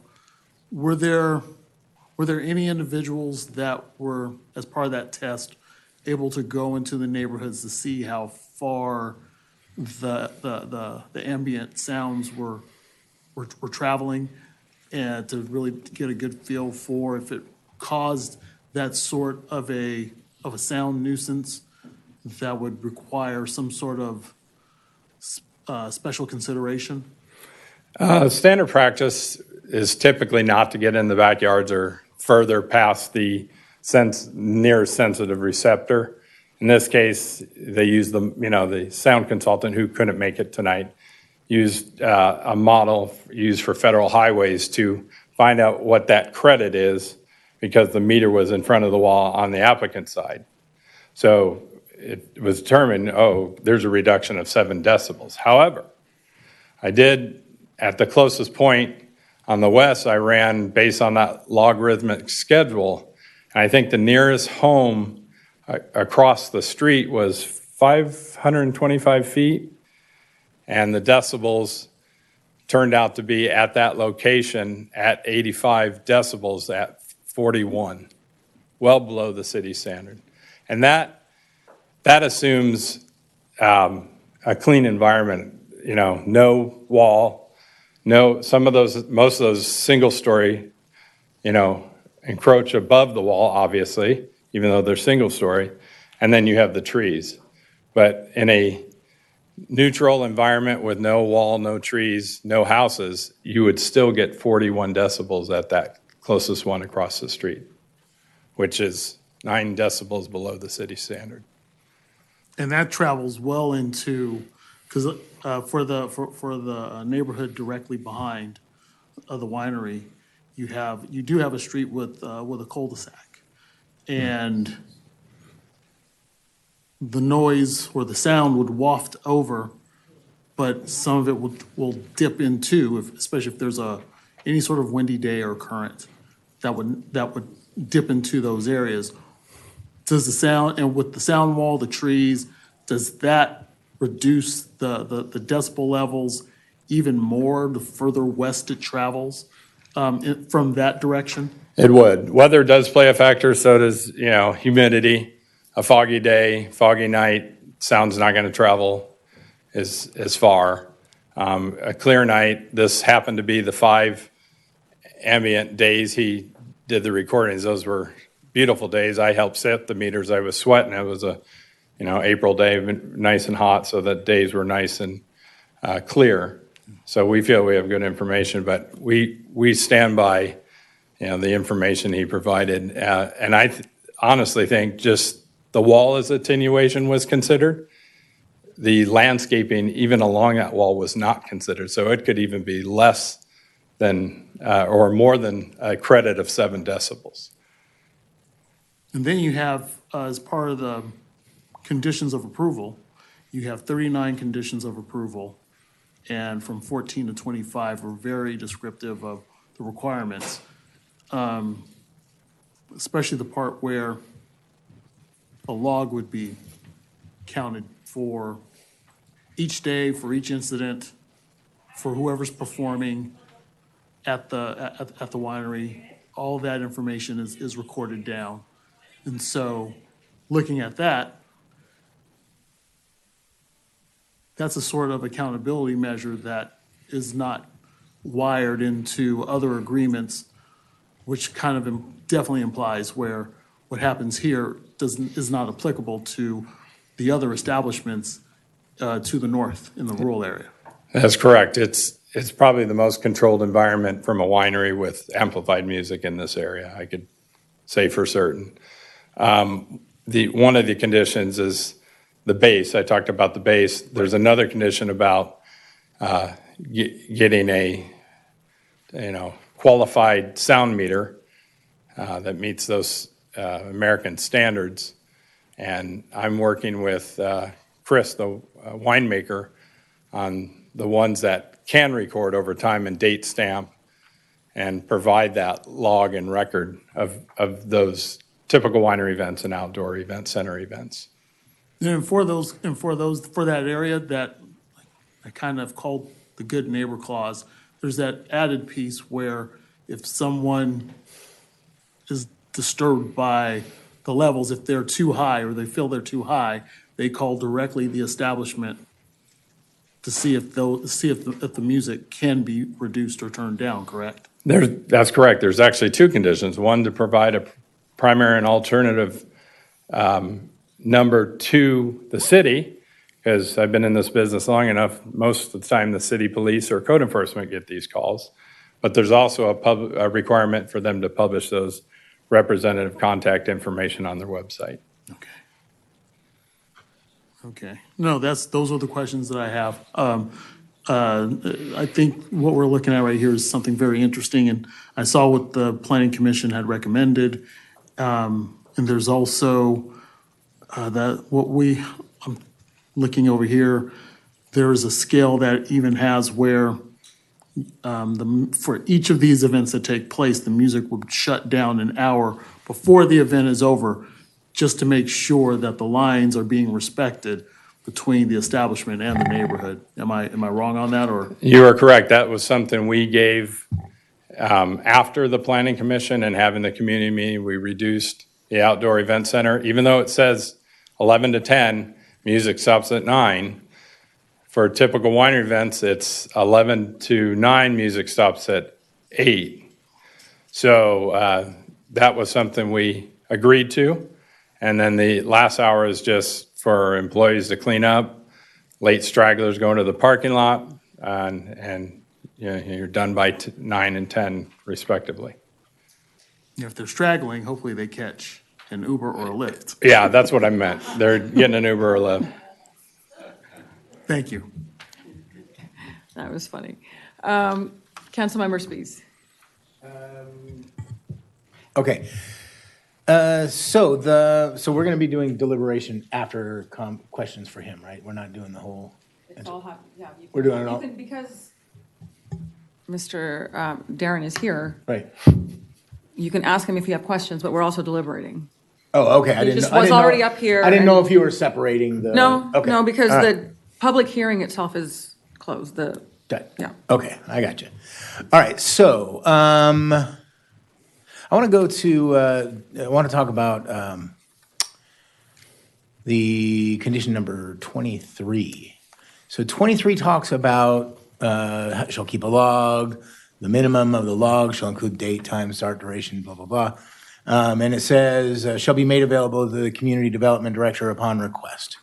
Okay, so my challenge with this is only that there is no definite time period on this, right? And so in the event that someone complains about something 2 years ago, if you don't have the log from 2 years ago, you're in theory in violation, right? So what I'm suggesting is that the condition be changed to perhaps 60 days. 60 days seems like a reasonable time so that we're not keeping it for much longer than we need to. So I guess I would ask, if everybody would be fine with that and if the applicant would be okay with a 60-day retention on the logs.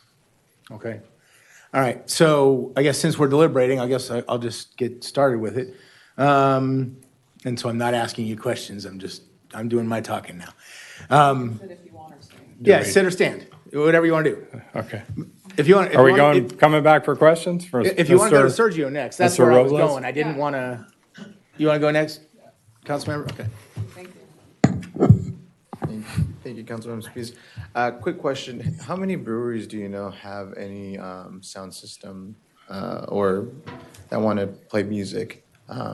Breweries or wineries? Sorry, wineries. I just did a little AI search, 1, 2, 3, 4, 5, 6, 7, 8. I found 8 within 25, 50 mile radius. Went to their website.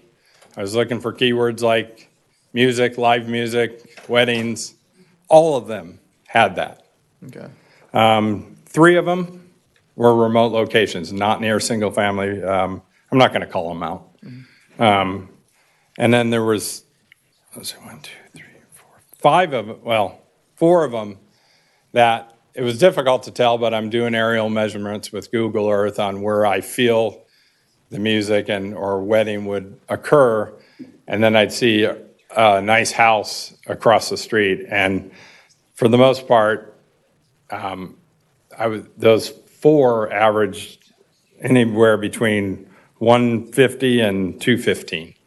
Okay. So it's very similar to this, even closer. And then there was one in Clarksburg that was 700 feet from a single family residence. So. Okay. And then I think you probably already answered it, just in case I missed this. For those residents who have called, or you guys are open to making a separate line for the code enforcement to go and make sure that they're following up with the business owners, correct? Yeah, I'll get with the applicant on what number, is best for them. They're very small staff. This is a small mom and pop business, so it's probably going to be the same primary and alternate for a lot of these. And the winemaker, Chris, is going to have a plan to train his staff to do sound checks before the band even starts playing or the DJ starts playing. Obviously, the conditions require intermittent checks during the event, and just to check. And I'm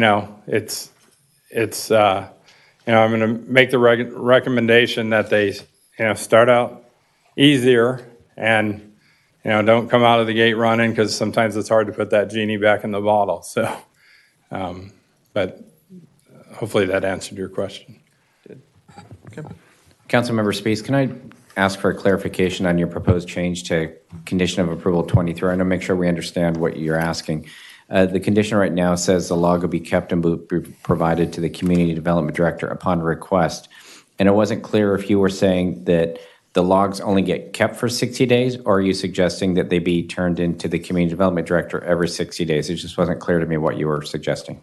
No, I was suggesting that the applicant should maintain the logs for a period of 60 days, and should the community development director request for them, then they would be accountable for 60 days of records. So if, say, 90, 120 days, 2 years, use your example, the records, they wouldn't exist anymore, presumably. Correct. They might not. Okay. Correct. Now, because here's the challenge. The challenge is this from an auditor perspective, right? If you don't determine a date or a day that it sunsets, you could, in theory, 3 years down the road, be in trouble for not maintaining something for 3 years. Do you see where I'm Yeah, I understand your point. I just wanted to make sure I was hearing it right. Yeah, I'm just trying to make it easier. It caught my eye.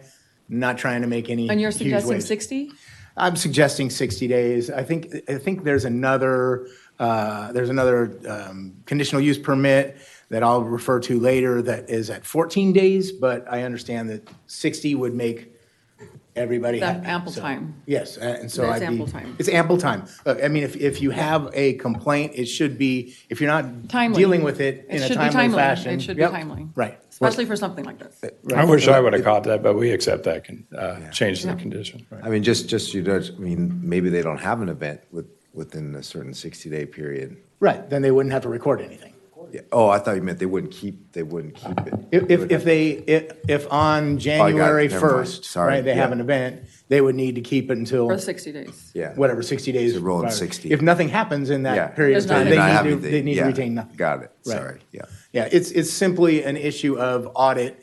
If in 3 years someone complains and then the city goes back and says, show me the log from whatever day, is it reasonable to expect them to save something for 3? I'm just trying to keep it short, that's all, right? Sure. Okay. Did you have additional comments? Yeah, it doesn't have to be for Mr. Wilson. Oh, okay. Yeah, I'm good, Mr. Wilson. Yeah. Yeah. I'm good. Yeah, you can sit. I know you got Thanks. stuck here because we started off with. That's okay. Thank Mr. you. Sin.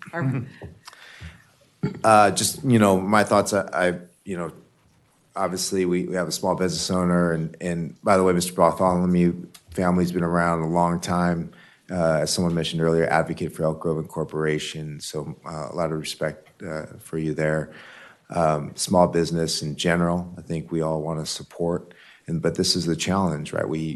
When urban uses come adjacent to a rural area, these things can happen. So I appreciate Mr. Chandler's comment for his family. I empathize with that, being a father myself.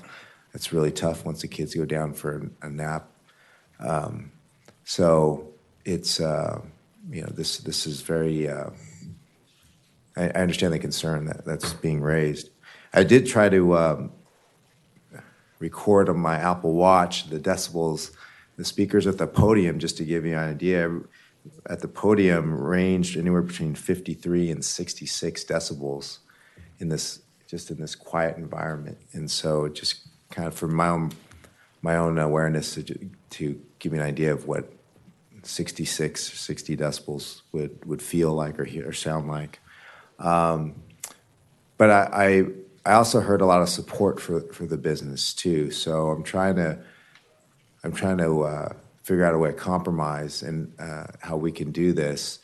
I heard, like I mentioned, I heard a lot of support for the business and concept, but there's some restrictions to the events. However, I understand too from the business side, you're investing in expansion, capital improvements as such. Sometimes you can, it's difficult to just limit events on a numerically. I mean, I think you have as a small business especially, you need that freedom to have events. You may not get them at all, and so it's kind of like when it rains it pours. You need to, if you get events, you need to appreciate that, because the next time could be, a drought, if you will. You might not get any events. So Yeah, what you're saying. Yeah, so it's tough to limit an event like that. And so, but I do see in here there is, Councilmember Spies was talking about 23. I'm focused on our conditional use permit 26, which specifically states may be revoked or modified for cause, and calls for police services, maybe cause for additional review and potential modifications. So this is not the end. This is, if this were approved, this would be a trial. This would be, a way for, the small business to work with the community residents and make sure there's minimum disturbance. And the residents have every right to use our police services for recourse, and we can easily be back here for review and revocation, and we've done it. So it's not like this is not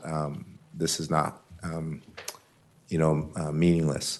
So I'm more relying on that, because in this situation, trying to balance, again, small business owners' rights for a business that the community seems to support, even the residents who have concerns about the noise, but also I appreciate the business trying to work with the residents. And I think there's been enough compromise to warrant at least a trial run to see how things, forgive my loose terms here, but pan out over time. And again, we welcome, your calls and concerns, and we can address these matters in the future. So that's where I would stand with that. Thank you. Yeah, and I think, to your point, hearing some of those concerns even raised tonight, I think what gives me comfort is that the city itself has objective standards to sound. So this isn't, we have our own guidelines, and it's within that parameter. So we have those protections, like you just said, when it comes to reviewing if the standards aren't being followed. So we have recourse. Councilmember Brewer. No, I definitely thank the residents for coming in tonight, and I definitely appreciate their emails, because I have reviewed a lot of this issue since this first came up in the fall.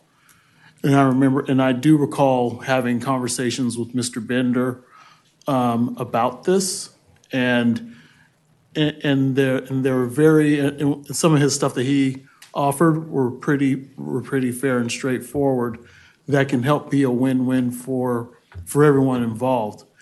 And I think one of the key things that I noticed of all of the conditions of approval, because you have 39 overall, which is a pretty generous undertaking for Christopher Sellers to be amenable to all 39.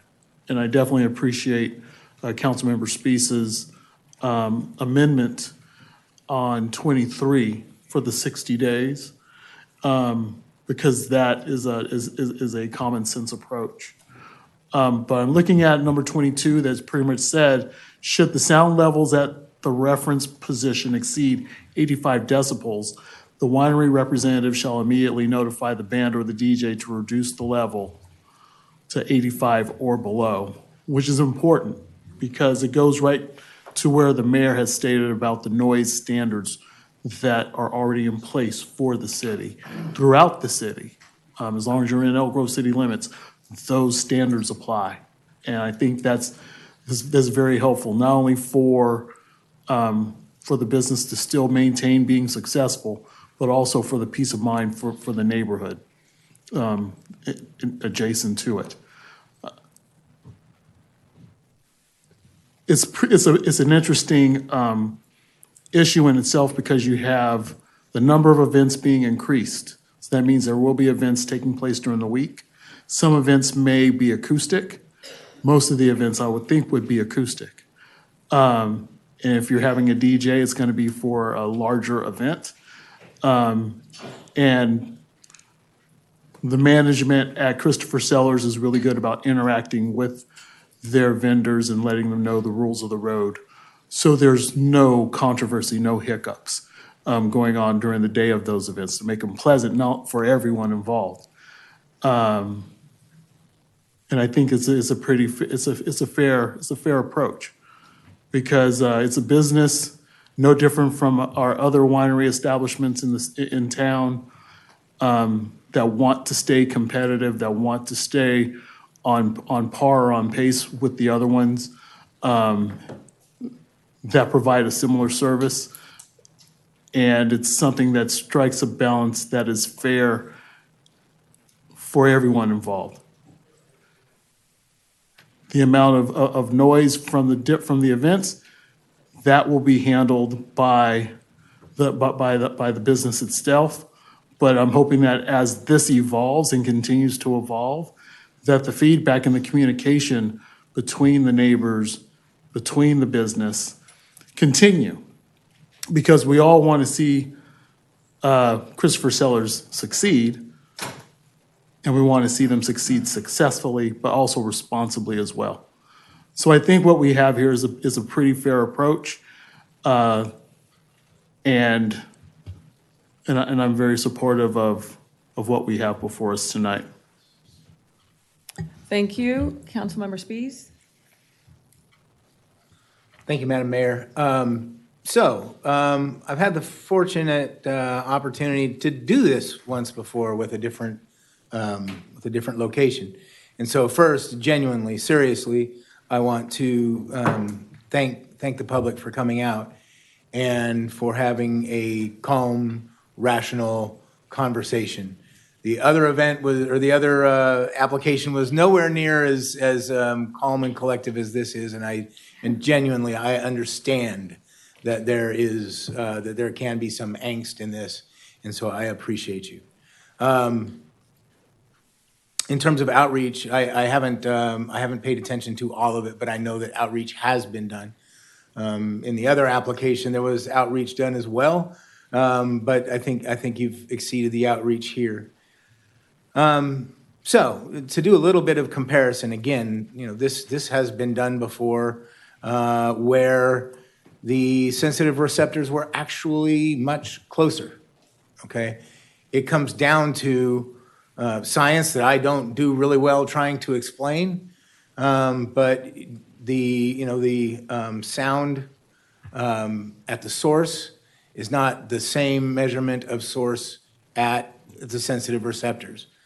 So if it's 85 when it at the source, and it's 50 when it gets to the sensitive receptors, when I say sensitive receptors, I'm talking about the houses, your homes, right? And so in the other instance as well, there was concern, but again, they were closer. They were actually much closer. And the key goal is making sure that you've got that 50 decibel at the property line. So, where did I want to go next? Oh, so number 26. So, I already talked about 23. Number 26, that is extremely important because, folks think you have a conditional use permit, you've got a conditional use permit for life. That's not entirely true. You can lose a conditional permit. And that is if you don't maintain the conditions that are laid out. So I have every expectation that the applicant will maintain, the standards that we're setting with them. I'm glad to hear that, there will be an opportunity for complaints to come in, not just to the operator, but, to the city as well. And that's specifically why we would like to have that log. And we're requiring that log so that we can have conversations days after the event. I would suggest, please don't wait 61 days to make a complaint, right? That makes certain that if there is a complaint, that you address it as soon and quickly as possible. So I am willing to support this. One last thing. Again, with the other application as well, there were a number of residents who were concerned about the sheer number of possible dates that could happen. What you also have to realize is that there are constraints that will keep the operator from ever getting to this number. And that is the weather. I don't know if you noticed, but it's not really cool to hang out outside right now. So when you're freaking out or unhappy, excuse me, it's not to say freaking out. When you're unhappy, okay, when you're unhappy about the number of events, you have to realize that that number is actually going to be much smaller simply because nobody wants to have a wedding outside in January unless you have some sort of special enjoyment of really cold weather. So with that, I can support the application, and I encourage the applicant to continue to be good neighbors. If there have been infractions in the past, please ensure that you don't have those infractions again. I'm certain, given the reputation of the family, that there won't be any problems. So, thank you. Councilmember Robles? Thank you, Madam Mayor. I think a lot of the colleagues already touched on everything that concerns that I had to talk about. I just hope that the applicant can be a good neighbor with the neighbors, and I hope that there can be continued dialogue, especially if there's any complaints on there. Please do come back. We are willing to listen, and as they already said, so. All right, thank you. I want to thank all of the residents that came today and also those that emailed and called me. These are important decisions. They're not easy. And so we want to be responsive and listen. So I appreciate everybody reaching out and offering their opinions. I also want to just do also a shout out to Mr. Brett Bartholomew, who I reached out to discuss the project as well, and he was very helpful. I think that we have a lot of the protections in place here. What I really want to go back to is what I said when I spoke earlier, when I said the city has objective standards to sound as well. And there are sound buffers in place. So I feel comfortable supporting this project because the wineries, I think all of us, maybe not you, Councilmember Robles, but I know that at least the four of us have attended numerous events there, and they're great events. And we like to see that vibrancy in our city, and we want to see more of that vibrancy in our city. And I've attended other winery events as well, and I absolutely believe that the winery has a right to be competitive with their neighboring wineries. That's how you attract business. That's how you attract these events. That would be a game changer for the winery and sustain for years and years to come and be a signature business here in our city. And what I will also say is that I really appreciate that the representative contact would be available should issues arise. So there's an opportunity to fix things in real time. So we have that protection in place as well. So with that, I just want to acknowledge the generational hard work that this family has really been involved in our city since its inception. I think 3 generations that I know of, probably 4 in the near future. So I just wanted to recognize all of the hard work. I know that the Bartholomew family loves Elk Grove, and we want to see you succeed. And we also want to, again, as a city council, we want to be responsive to our residents. So there's opportunities for the neighbors to engage and be a part of that. And should the noise level increase to an acceptable amount, there are steps in place to address those. So I want to thank everybody for coming out tonight. And I will also lend my support to this. So with that, we have, it's motions 1 and 2. So moved. Wait, Yes, sir. What do we need? planning has an addition. So regarding the time limit for the 60 days for condition number 23, I also want to note that it may be appropriate to add a similar 60-day for the log requirement and condition of approval number 25, which also has a log requirement. The same requirement, okay. So for 23 and you 25. move with those additions? Move with the amendments and the suggestions offered by Councilmember Spees. Okay. So we have a motion for 1 and 2? Second. And we have a second. All those in favor, please say aye. Aye. Aye. Thank you. Thank you, sir. All right, we will move on to our next item, please. That takes us to our regular agenda action items. Item 9.1, receive information on Senate Bill 802 and the revised proposal from Sacramento County to update the Homelessness and Housing Partnership structure and provide direction.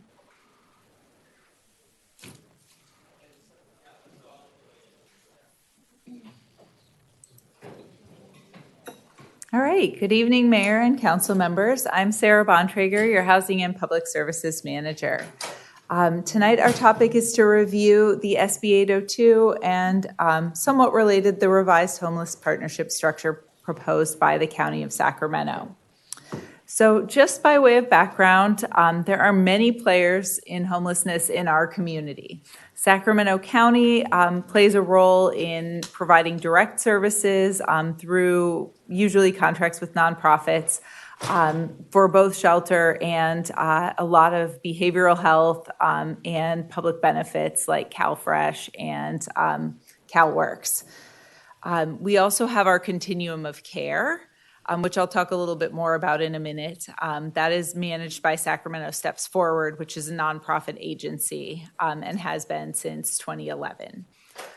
The Sacramento Housing and Redevelopment Agency is our public housing authority for all of Sacramento County. It is a joint powers authority of the City of Sacramento and Sacramento County. And they receive some funding for homelessness and distribute a lot of affordable housing on behalf of the unincorporated county and the City of Sacramento. And then, of course, local jurisdictions like Elk Grove and some of the City of Sacramento, Rancho Cordova, Citrus Heights, et cetera. So one of the issues at play in the discussion tonight is what happens with our continuum of care. Continuum of cares have been around for a while. 1994, HUD created them. They wanted to centralize the distribution of federal funds for homelessness. They exist throughout the nation, and different states use them in different ways. But they have some core functions, and they are always governed by a board made up of representatives from different sectors. Always have a person with lived experience. Sometimes they have government, sometimes they have elected officials, sometimes they are more community-based. In Sacramento County, our Continuum of Care awards around $40 million annually in HUD funding, and they also get state funding in the form of a HAP grant. They run our HMIS and coordinated access system and conduct the point-in-time count, which they did Monday and Tuesday this week. So in the next few months, we should see some results from that. In Elk Grove, what we've seen is that we've actually been able to manage our own homelessness problem fairly effectively. We've seen homelessness increase a little bit over time according to the point-in-time count, but we still have the lowest rate of any of the major cities in Sacramento County, less than 2% of the region's population of unsheltered homeless. So our community, as you know, as we've been having a lot of our shelter discussions, cares a lot about this issue. And so we've created a lot of our own solutions, which has helped us to manage this problem. And we've seen some positive impacts in our community. And what we're hearing from our community members is they're seeing less homelessness in our city and generally happy with the direction that has happened on encampments and services. However, regionally, we're still seeing a lot of negative sentiment around homelessness. There's a perception that not enough is being done, especially in the city of Sacramento. and that is the result of a lack of coordination between government. There's also a desire for greater accountability. And so those sentiments drove the two major proposals we saw in the last year. One of them, Sacramento County's Structure for Homeless Governance, came before the council in its original version last September, and then was revised based on feedback received at a joint meeting of all the cities and the County of Sacramento in October. And then we also saw Senate Bill 802, which was introduced by Senator Ashby, and she amended it just a couple of days ago. So I'll talk a little bit about SB 802 first.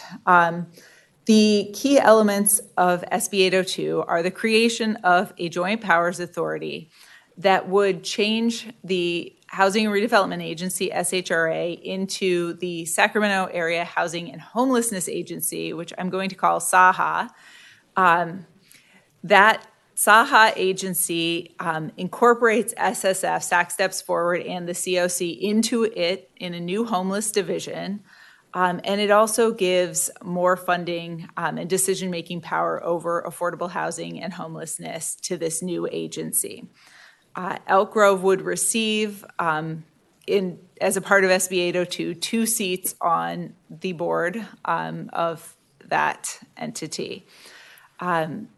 There were some revisions that came out earlier this week that we worked on negotiating last year, but formally released this week. They do propose language that allows us to retain our CDBG and home funding and our affordable housing impact fees, which was very important to us. We've made a lot of progress on affordable housing, and we have a lot of projects in progress and land that we still need to develop. One of the features of the original legislation was a change to the RHNA process, the Regional Housing Needs Allocation, and actually proposed a reduction. That has been removed from the legislation.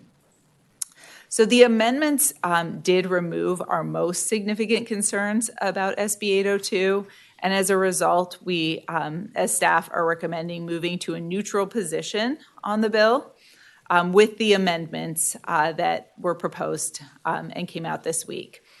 There are still a lot of unknowns about how SB 802 would actually be operationalized. We're not really sure that the funding that the agency has would be completely adequate to implement the programs that it needs to implement. We don't know what kind of city staff time would be required to support it. And there is an open question related to the legality of requiring jurisdictions to enter into a JPA. We also recommend remaining open to working with Ashby on future amendments to SB 802 that might offer additional clarity to some of the terms that were in the amendments and some other elements that we know other cities are concerned about as well. In tandem, the county has proposed a revised structure for its homeless partnership. They proposed what you saw last fall in September was a new entity that would cover housing and homelessness that they called the Housing and Homeless Board, or the SHHB. That would be a Brown Act body, more accountability for elected officials, and the SHHB would oversee the continuum of care and set high-level priorities and recommend local goals. This council tentatively supported it, but noted that there was still a lot of detail that needed to be worked out on it, and that was true. And a lot of other of our smaller cities had the same sense. We went from there into the joint cities-county meeting in October, which included the mayors of all of the cities, as well as several cities, Sacramento City Council members, and all 5 Board of Supervisors. At that meeting, there was a lot of discussion about homelessness and how to move forward, but no clear agreement on what we should do to move forward, particularly around this issue of governance.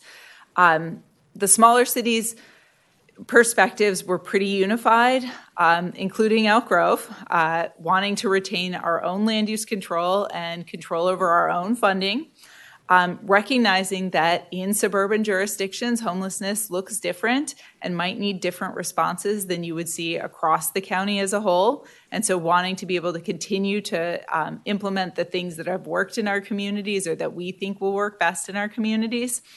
And also just concerns about staff time and funding. Many of the smaller cities do not have enormous housing staffs, and standing up this effort, we really like more info on what would be expected. So the county's consultant made some recommendations based on that and some follow-up, and ended up recommending that the COC board be reconstituted to include a majority of elected officials. That would bring the leadership and the policy direction under the one board, but it requires the COC to agree. They've had some discussions. It's not totally clear how the COC is going to land on changing their structure. So the consultant after the October meeting also recommended an alternative option, which was creating a new board of just elected officials, which they called the Sacramento Housing and Homeless Board. And then that would drive the coordination of programs between cities and the county. That board would not have a formal relationship with the COC in that model. This is a graphic. There's a lot going on here that the county has circulated. What you can see here, the top row there shows the current model where the COC board and electeds are separate. The recommended option shows the COC board and the electeds having some overlap there, and the COC board advising the Board of Supervisors and individual city councils on strategy and policy, but not having authority over the local jurisdictions, spending or land use decisions or anything like that. The alternative option shows the COC board remaining separate from elected officials, but creating this separate board of elected officials that would serve as advisory to the Board of Supervisors and city councils. There also is down at the bottom a JPA option, which the county did not move forward with, but the City of Sacramento's council, which heard this a couple of weeks ago, was interested in a JPA model. So not necessarily the SB 802 model. Their staff is still looking at what options would exist for them, but there's still not clear alignment there. Rancho Cordova heard these same set of items last night. They did support the county's recommended option and also going neutral on SB 802. The other cities, Citrus Heights, Folsom, Galt, will consider this between tomorrow night and February 10th. So our recommendation on the county's homeless partnership structure is to support the recommended option, and staff would work with the various partners to figure out the details of what that would look like. Staff also supports the alternative option if the recommended option is not achievable. We know there are still some unknowns here. We don't know what an MOU would look like. There are still a lot of details to be worked out, as there were with the September version of this. But we feel confident in partnering with the county to make this a reality. And so what we're looking for tonight is direction from the council on the recommendation to go to neutral on SB 802 and to support the recommended option for the COC reconstitution and the county's partnership model with the alternative available if that's not achievable. Happy to answer questions. Thank you very much. At this time, I will open up public comment opportunity. We have one person signed up to speak, Michael Manaski. Mr. Manaski? Okay.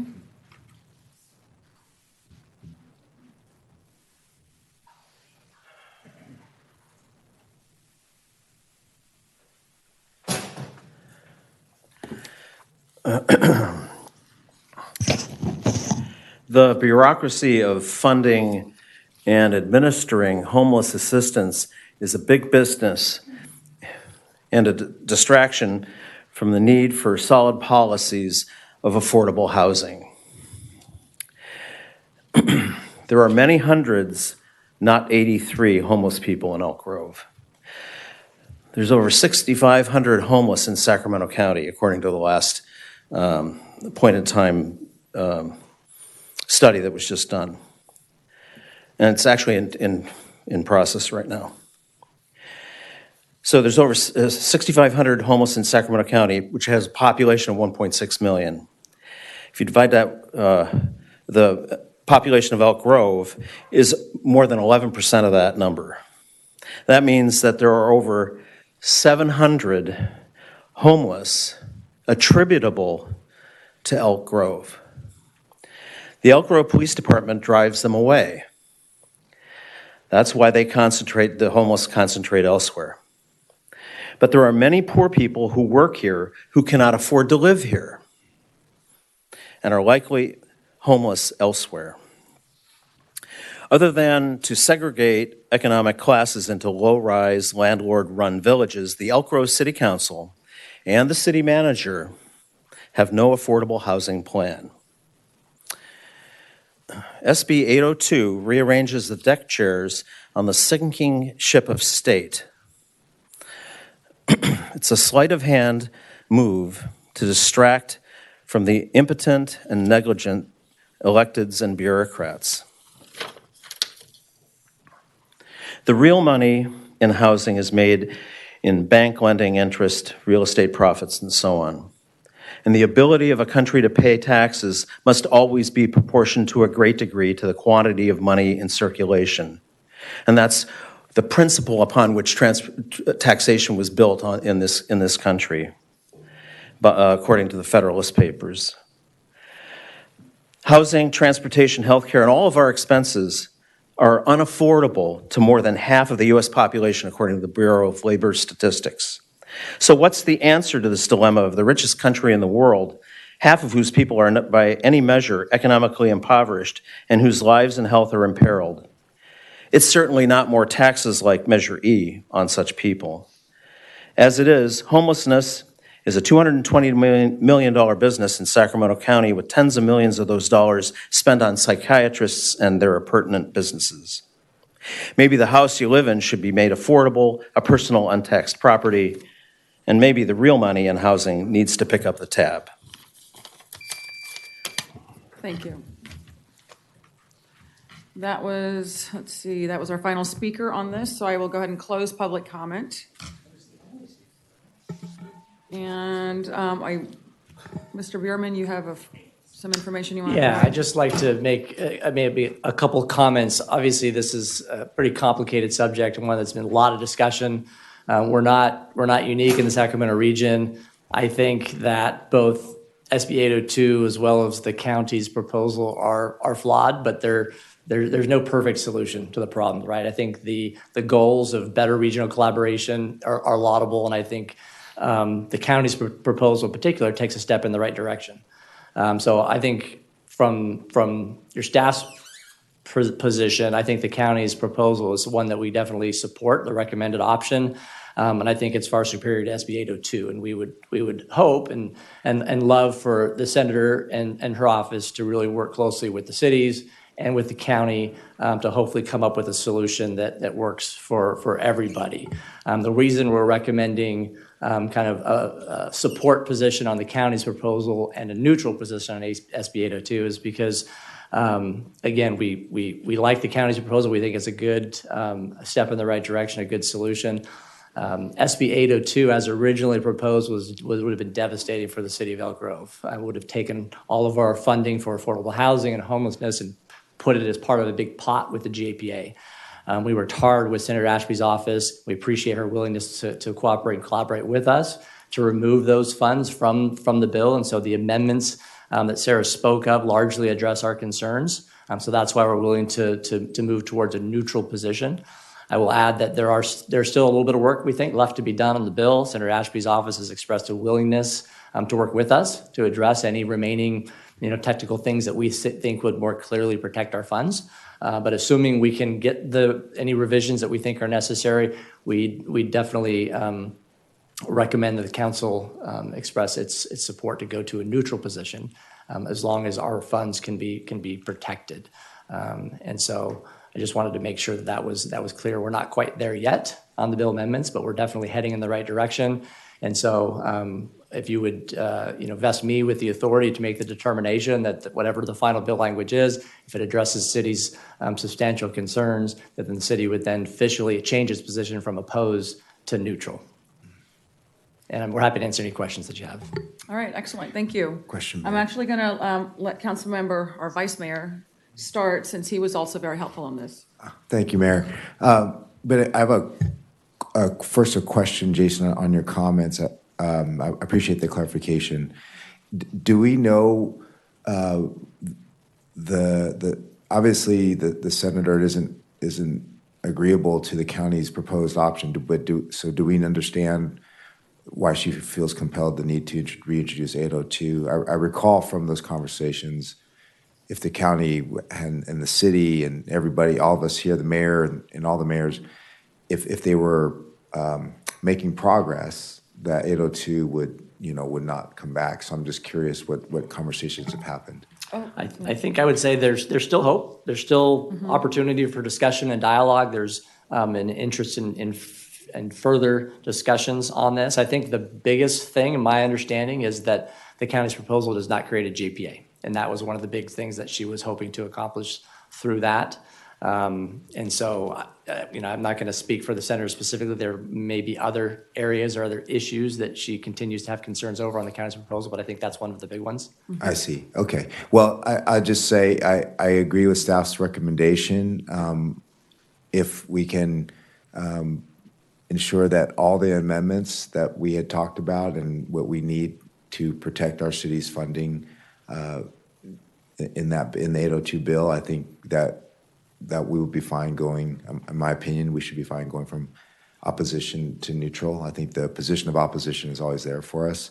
I also think that, we Elk Grove, I think as leaders, we do take a regional approach to things as much as we can, but first and foremost, we have a fiduciary duty for our residents. We were just talking about earlier tonight about the homeless shelter and the progress we've been making on homelessness, and that is our responsibility first and foremost. And so to the extent that we can maintain that autonomy, those resources for us to take care of our residents as our fiduciary duty, we can do that and then do what we can to help the region participating in decision making and well, whatever else I guess needs to happen. But I think, from a decision tree perspective, our job is to take care of our city first, but we also want to be helpful to the region. And so I don't think we lose that aspect. We just have to have our priorities in order. And that's what this does. If we're able to ensure the amendments to protect our residents and our resources and our decision making, then we can go to position of neutral and still work with the county and the other mayors. I think Mayor Singh Allen's been representing us very well in that committee, and we can find a way to get to a I don't know that it's called a JPA, but I would hope it would be some sort of joint powers, coordination, whatever you want to call it, to address the issue. So thank you. Thank you, Vice Mayor. And if I can also just elaborate, when I spoke to the senator over the summer about sort of the background and why this bill was introduced, and she really wanted to focus on moving the needle because prior, the city and the county, there were fractured relations, there wasn't coordination, there wasn't really a lot of collaboration on the issue of homelessness. There were roadblocks. So from that standpoint of moving the needle, of having better collaboration and systems in place and allowing the county to step up, which they have, which is what was part of her goal, was to see that movement. I want to see the county be able to do this and be able to be successful in this endeavor, because that was the pre-existing sort of call to action, wanting to see movement on this. I do believe that the county has stepped up and are trying to do that work. And I want to see them be able to do that and be successful at it. So I'm hoping, I mean, I'm good with being neutral, but I am hoping that we allow the county to do their work and allow them to be successful. I do think that they're on the right track. And I do appreciate the senator taking into serious consideration the concerns that the cities had. And you see that reflected in the amendments. So, you know, I personally obviously would be okay going neutral, but I wanted to provide some background on, and I believe I did when I first went to this meeting, the city and county meeting. It was a first meeting, so it was a good effort of sharing information. But I think what was clear is that a lot of the suburbs feel like they are managing this. Just like the city of Elk Grove, we have created a process and systems to address this, to manage it within our city. And other cities feel like they're also moving in the right direction. And so I'm hopeful that the city of Sacramento and the county can work together and coordinate and really address this where the numbers are outstanding. They are not outstanding in Elk Grove. I rely on the numbers coming from the point in time, from our homeless navigators, to provide us with that data. So what I will say is I'm hopeful, I know that the senator has called for a meeting, that she allows the county the opportunity to do their work, because that was moving the needle forward. She introduced the bill as originally intended, was to bring us all together. Well, I think she's done that. But as the bill is in its current form with the amendments, sort of the worst parts have been removed. So I do appreciate, and also appreciate the work that you provided over the summer as well. Thank you, Mayor. I appreciate that. And it was good. Appreciate your help with that as well as Mr. Bierman's. And you know, I see Supervisor Hume here in the audience too. I think, you know, Supervisor Hume's been very instrumental in moving things forward as well. And so appreciate his work in this. So everybody has the right intention. I think the senator, his heart is in the right place.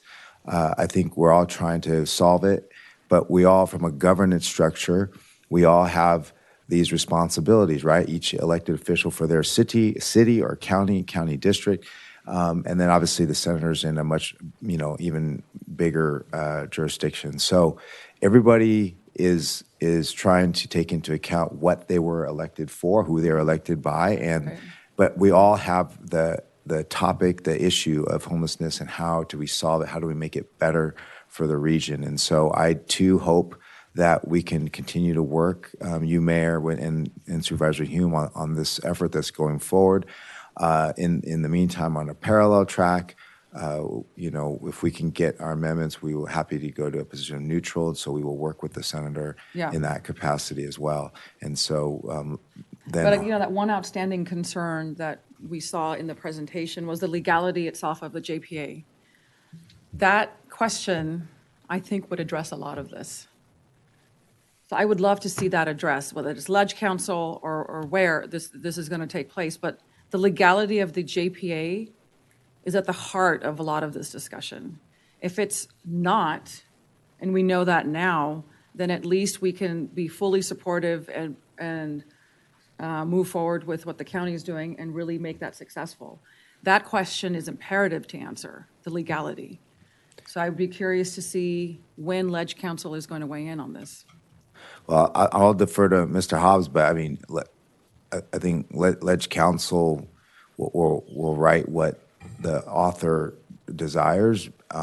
But they may still have warn. to, yeah, they still have to review it with a legal opinion on this, and I don't know that you have one They on may, this, but. yeah, they may give the author Yeah. their opinion on it, but, So I can't speak for Ledge Council. Obviously, I don't know what their opinion is on this, but I do think there's a very serious question as to whether or not the legislature has the power to compel local agencies to enter into a JPA.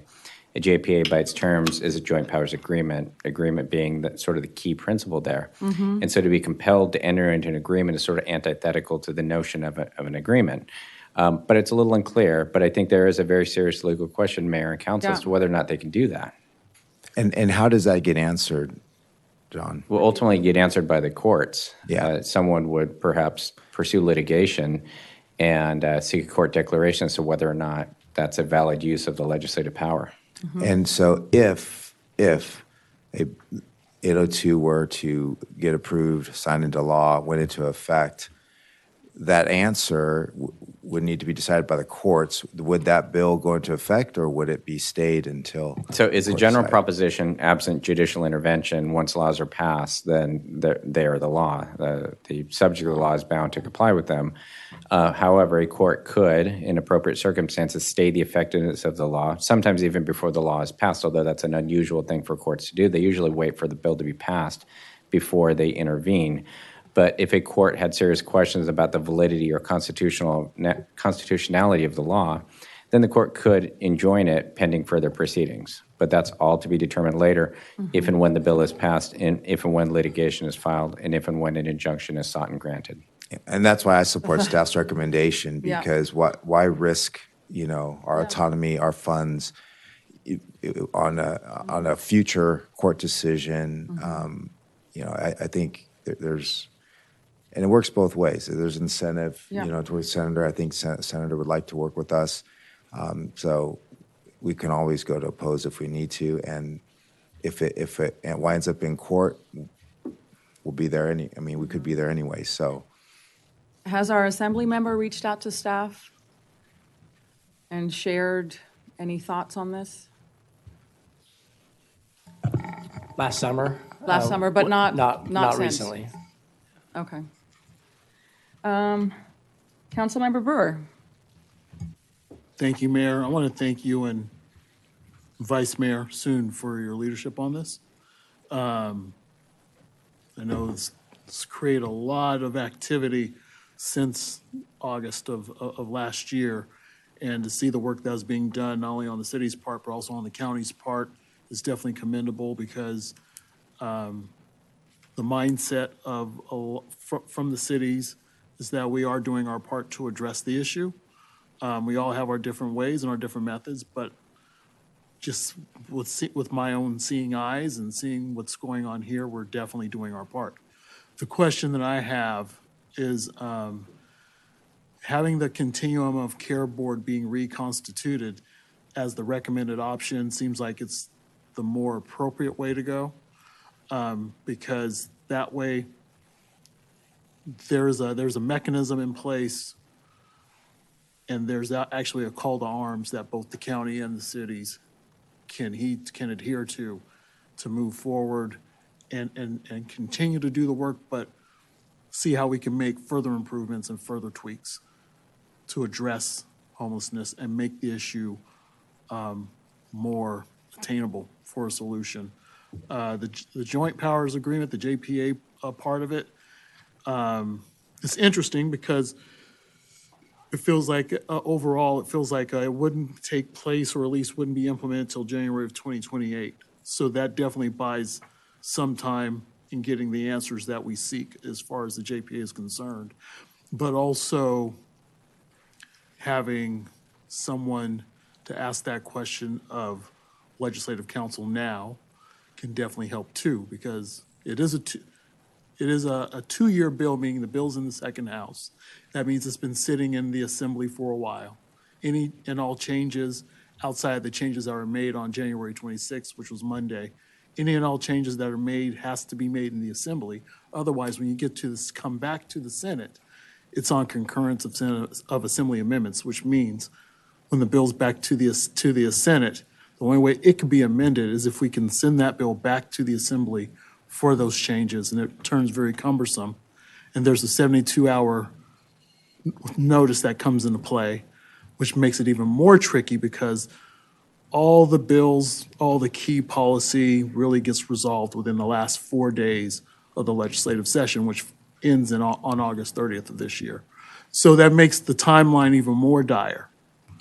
And then all work has to be done between now and June. And that's why it's very important for us to continue working, continuing arm in arm to make sure that we're doing this together, but to also have the outcome that we really, really need to serve our cities and help serve the people that need it the most, our homeless populations. The amendments that were adopted on Monday, by the way, the one key question that I had was, does that language definitely ensure that the dollars that we have generated through Measure E stay locally? Because obviously those go into the general fund, but those dollars that we have for Measure E stays here. But the language that reads, that I read earlier today that I highlighted, it was recently amended. The bill has been recasted, so what used to be in one section is now in another, but the language says, the funds and fees described in paragraph 1 shall only be spent within the jurisdiction from which they were originally collected and for the purposes for which they were originally collected. So that provides us some relief right there, but if there's something additional that we really need to ensure, not only on that, but also on the block grants part, let's definitely get that clarity, because that's going to help us at the end of the day. I really want to commend Jason Bierman also, because he did that midnight call with the senator and worked out what turned out to be the seeds of the agreement that really get us into a better place. Cannot thank you enough for that. But as we're moving forward, these are the key things we have to keep in mind, and definitely stay in lockstep with the county and Supervisor Hume and his group where they're moving, because the solution's going to be there as we work together. And so it's very commendable of the work we're all doing, but being leaders in that space, mayor, vice mayor, the entire council, as long as we keep our eyes focused on the bigger picture, I think we'll be in a good place. We'll be in a good place. Just constant communication is the key on this one, and constant communication with Senator Ashby is going to be key for us on this. Thank you. Councilmember Spies? Thank you, Madam Mayor. Okay, Mr. Berman, so just something I want to clarify here, because in the staff recommendation, what it said in the presentation was housing and homelessness funding sources. That wasn't our only challenge, and those challenges were explained in the presentation earlier. One of those sticking points was relative to land use authority. Is that already addressed, or are we saying we're only concerned about funding sources? I just want to be crystal clear on it. All of the city's other concerns have been addressed. So I think that the only remaining concern is related to the local funding, and making sure that it is crystal clear that our funds are excluded from the authority of the JPA. Okay, and so then the issue of land use authority, that's been taken care of. Okay. All right, so then, because I was, willing to certainly go with staff recommendation with a modification to continue to oppose 802. However, since I hear that that's not, that the other issues are taken care of, then I can certainly go with staff recommendation. Thank you. Thanks. Councilmember Robles? Thank you, Madam Mayor. I just want to thank you and Vice Mayor Suen for your hard work on this, and Jason as well. I do know that last summer you guys were working very hard on this. There's never an easy solution. If there was an easy solution to solve homelessness, it already would have been done. But thank you for advocating and working hard. And looking forward. Thank you. So I think there's unanimous support here in providing direction, so we support staff recommendation. And while we have our county representative here, we want to thank you for also leading the effort, Supervisor Hume and your colleagues.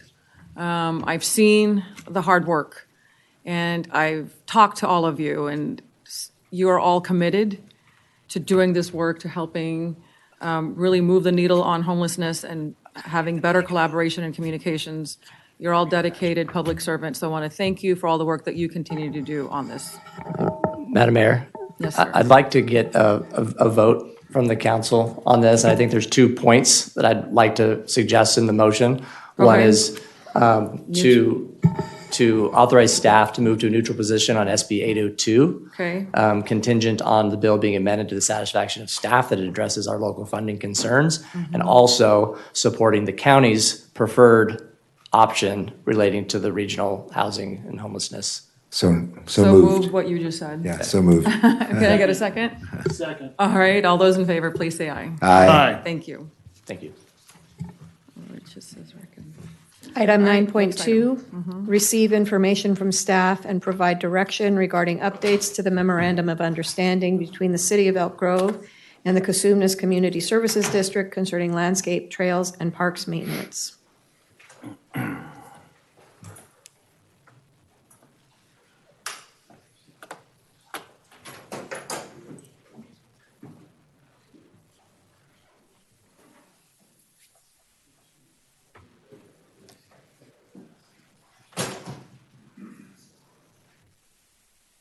Good evening. Once again, I'm Jeff Warner, Public Works Director for this great city of Elk Grove. This item is to provide the City Council and the community with an update about landscape maintenance services here in the city of Elk Grove, as well as to discuss some important collaborative efforts between the city and the Cosumnes Community Services District aimed at increasing efficiency in service delivery. So landscaping outside of parks is the focus this evening, and public landscaping outside of parks in the city of Elk Grove are primarily found in streetscapes, those large swaths of landscaping adjacent to the roadway, medians, the landscaping within the center of the roadway, and trails. The city and the CSD each provide landscape maintenance services throughout the city. These areas are generally can be categorized into these 3 categories: city-owned and maintained landscapes, CSD-owned and maintained landscapes, and then city-owned and CSD-maintained landscapes, which is a primary focus of the information this evening. There is a memorandum of understanding between the city and the district that's been in place since 2010. Under this memorandum, the CSD provides landscape maintenance services within city-owned landscaped areas. Again, that bold, highlighted, underlined category you see there. And it's important to note that all of these maintenance services, the primary services, are provided through third-party contracts. So it's not really city staff or CSD staff that are out there that are doing the work. We're overseeing the contracts, making sure it's done to our standards through these third-party contracts. This pie chart breaks down the percentage of and total number of acres maintained by each entity. So you can see here the district owns and maintains about 50% of these landscaped areas throughout the city. The city of Elk Grove owns and maintains 27% or 144 acres. And then the the teal color there is the area 23% that's owned by the city and maintained by the district on our behalf. Generally, this arrangement is working well, and the landscaped areas within the city are well maintained. However, there are challenges associated with the overlapping responsibilities. That comes in confusion and inconsistency in service delivery standards, various approaches, and these can result in service delays and inefficiency. I'll give you a couple of brief examples. If a call comes in, maybe someone's not fully familiar with this arrangement. You can see the map. You can see kind of these overlapping colors that were in the pie chart and how these, that we overlap with each other. So maybe the call gets passed back and forth a couple of times, which can result in delays to the resident or in the service that needs to be provided. So staff at both agencies have been working, we're aware of these issues, and we've been working together to address these issues. We refer to these efforts as the CLEAR initiative. That is the Collaborative Local Efficiency Alignment Review. It's an acronym.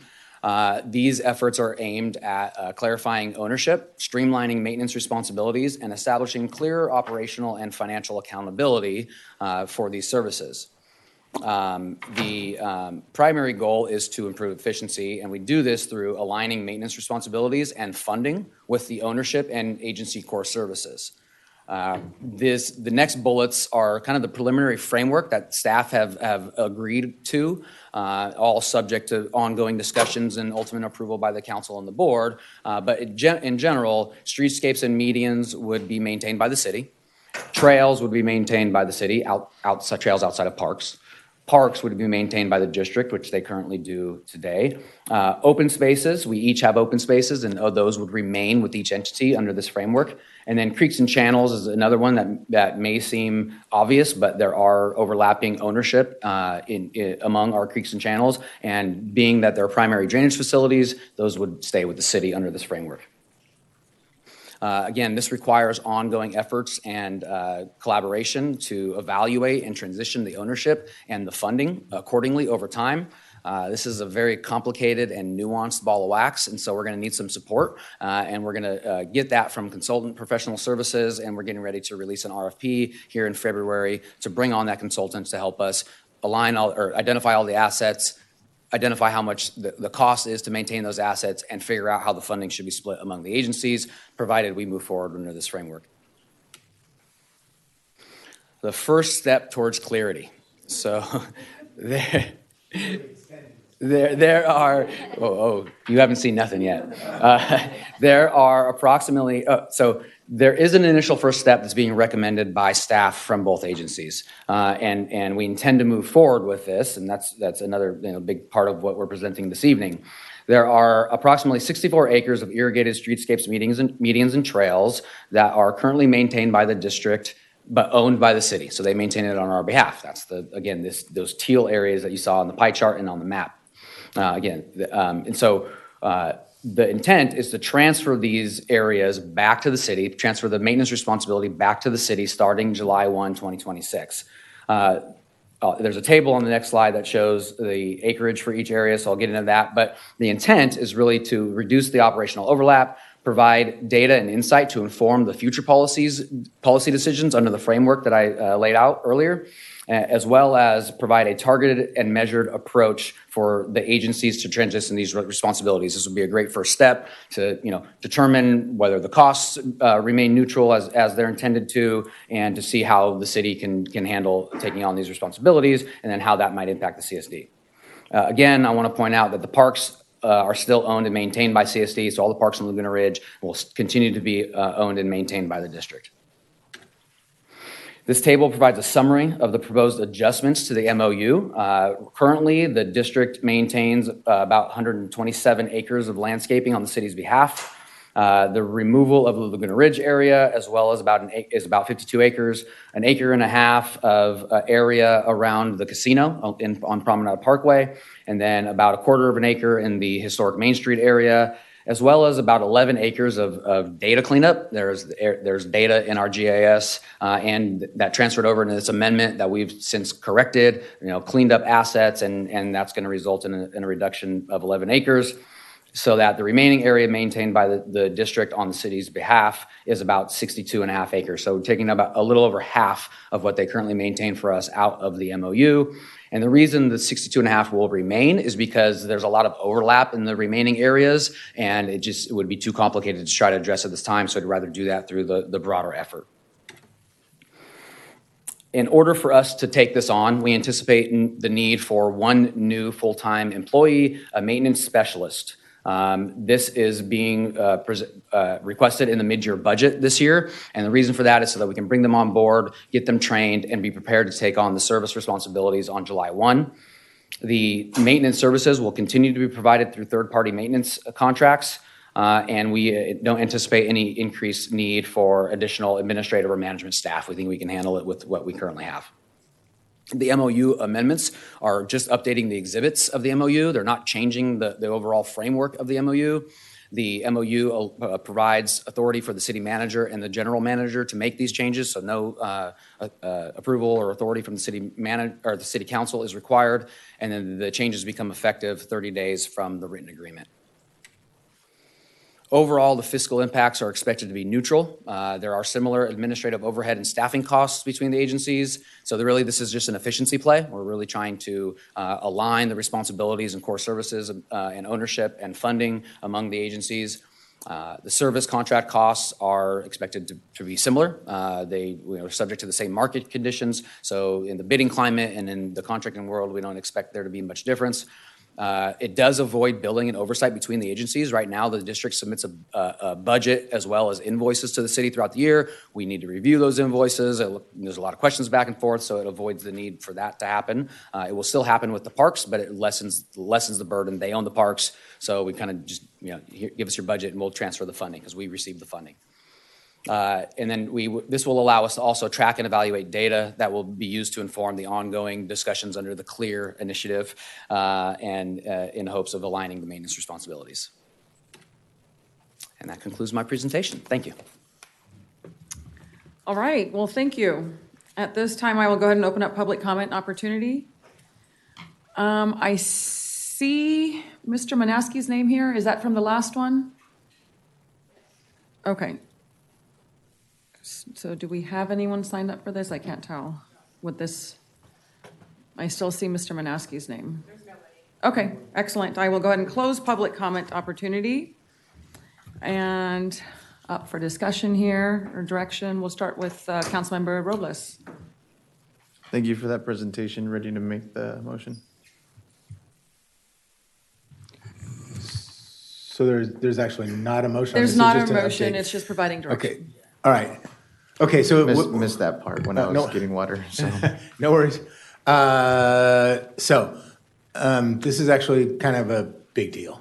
And I know that most everybody here kind of knows what it's all about and the history with it, so I don't want to go deep into it. But what I think is great about this is that this is a new chapter in cooperation with CSD and the city.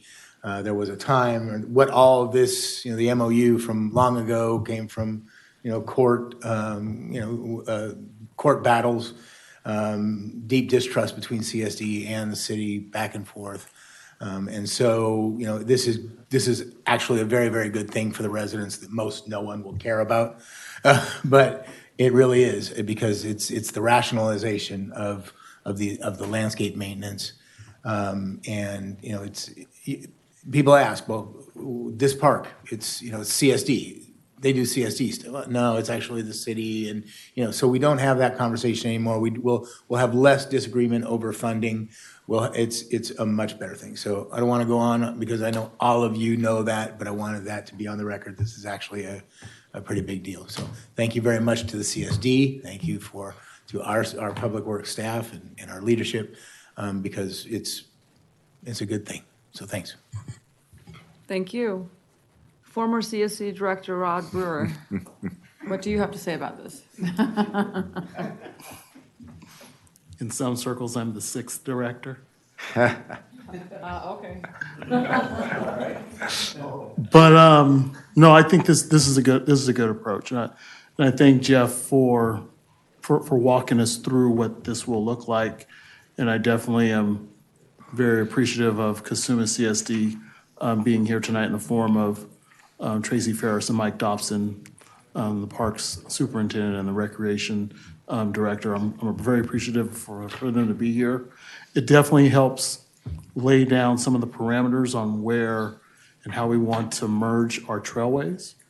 And so it's definitely a start in the right direction, especially where Laguna Ridge is concerned, because as that neighborhood continues to grow and mold itself into and become part of that greater network of what we have for our trails and landscape network throughout the city, it's very important to have these elements in the MOU to be sharpened and honed to get us to where we need to be overall as a city. So I want to thank you and thank Kasuma CSD for continuing to work together to make this much better. Vice Mayor, what say you? I say, clearly, this is the right thing to do. Clearly. No, but really, it is, and it makes more sense. I think making sure, the medians along the streets. I mean, I think the general public intuitively thinks it's the city's responsibility anyway. Trails in the park, I think would be CSD's responsibility. So anyway, I think there is a logic to it, and I appreciate both CSD and city staff's hard work in putting this concept together and carrying it out, because I do remember too, like Councilmember Spees mentioned, the antagonistic relationship between the two agencies many moons ago, and so glad to see that partnership continuing and flourishing, really. So thank you very much for all your hard work again. Thank you to my colleagues. Hello, CSD friends. This is a great example of government efficiency. So I like to see the cooperation. It's fiscally neutral, but it makes sense when it comes to our community. So that coordination, I think, is sorely needed and will continue. So I appreciate that. So that's our direction. There's no formal action here. So thank you. Keep it up. That takes us to item 9.3, receive the annual legislative update.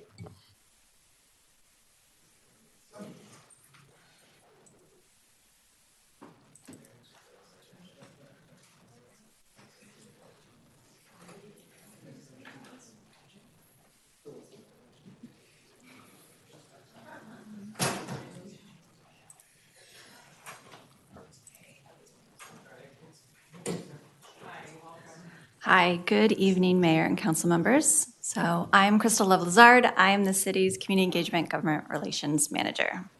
So as you know, every year we do a legislative update and recaps a couple bills that we take particular note of.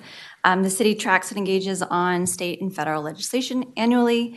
This year was no different. There was a plethora of bills, especially at the state level, that we followed. There were 2,833 bills introduced in 2025. 1,124 were signed into law, and the governor vetoed 123. So it's a lot of bills. It's a lot of new laws. So we're just going to do a real quick summary. Starting off with what events shaped the legislature this year. Some of them are different and some of them are similar. So the California wildfires, you remember last time I was here to do this, we were right in the middle of those devastating fires in Los Angeles. That definitely played a role in the legislation that we saw come out this year. The budget deficit continued, which is at $12 billion right now, but it did force some trade-offs and some cuts and some deferred approvals of certain legislative bills. National politics played a huge role in some of the things that we saw, especially in regards to climate and immigration. And then, as was noted throughout the night, affordability and housing is like it's a continued topic of concern on many levels. So I'm going to present just a real quick couple of bills organized under these categories. Okay, so up first, this is really fun. This bill that Senator Ashby sponsored, SB 456, the need for this bill really came about when we were doing our asphalt art project. This is the project that you see outside of Toby Johnson. This bill exempts muralists from some licensing requirements. So this we supported, and we're very happy to see that this one passed.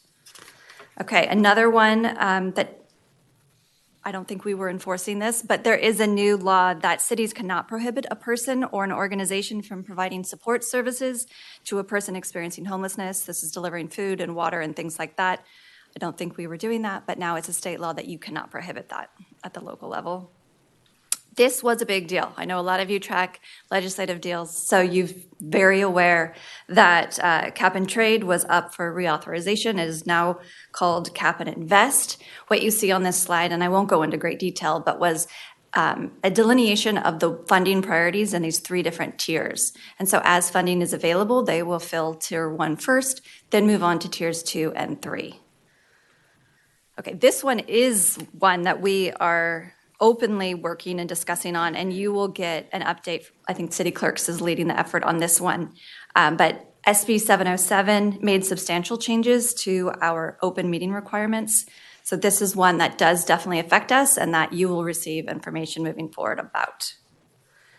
Okay, Gonsalves. So SB 827 expands who is required to complete ethics training as a requirement. I'd like to note that we already do what they are now mandating, which is train all directors as well as yourselves and planning commissioners.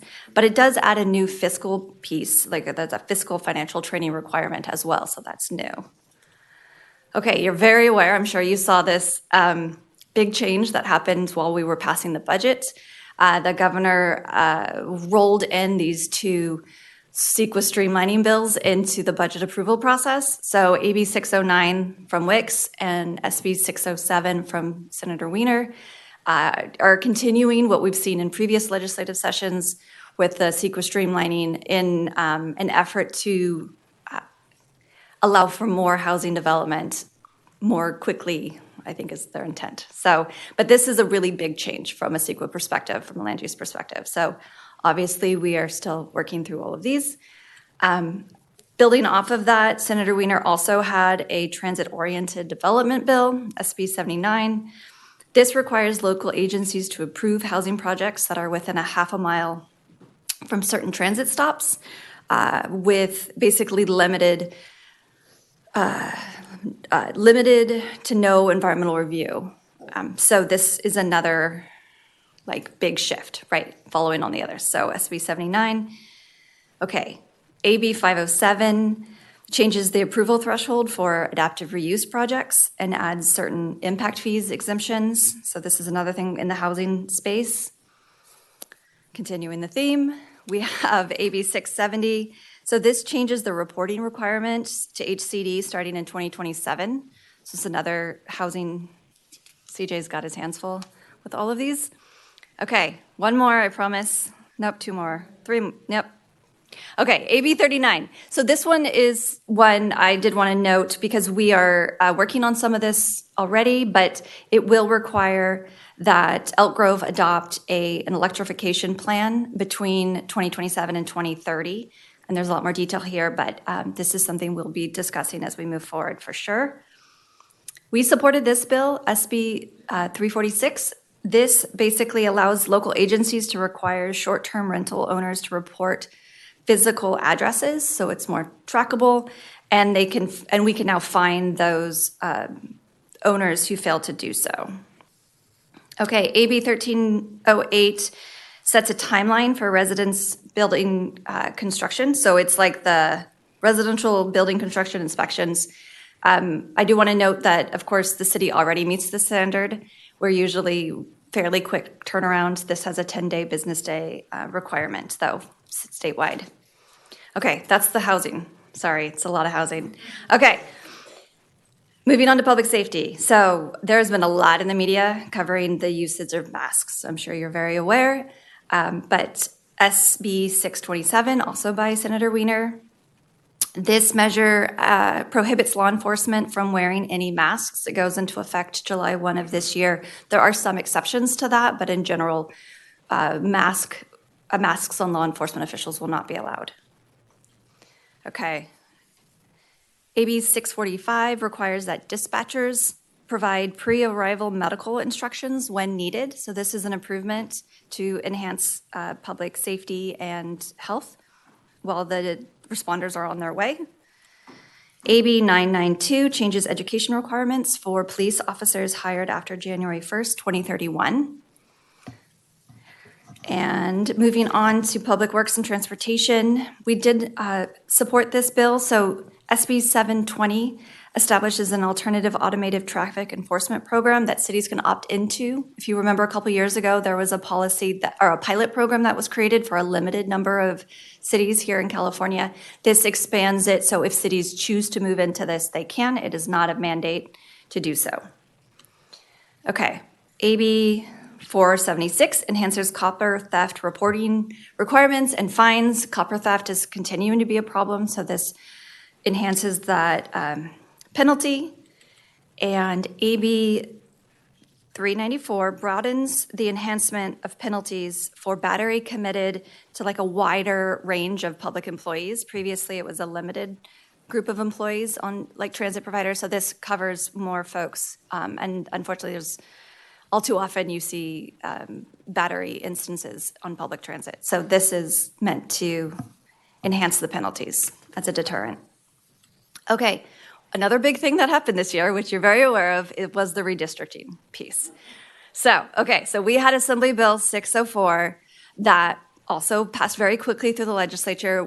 If you remember back to the summer, the Texas legislature redrew its congressional districts, their maps mid-cycle.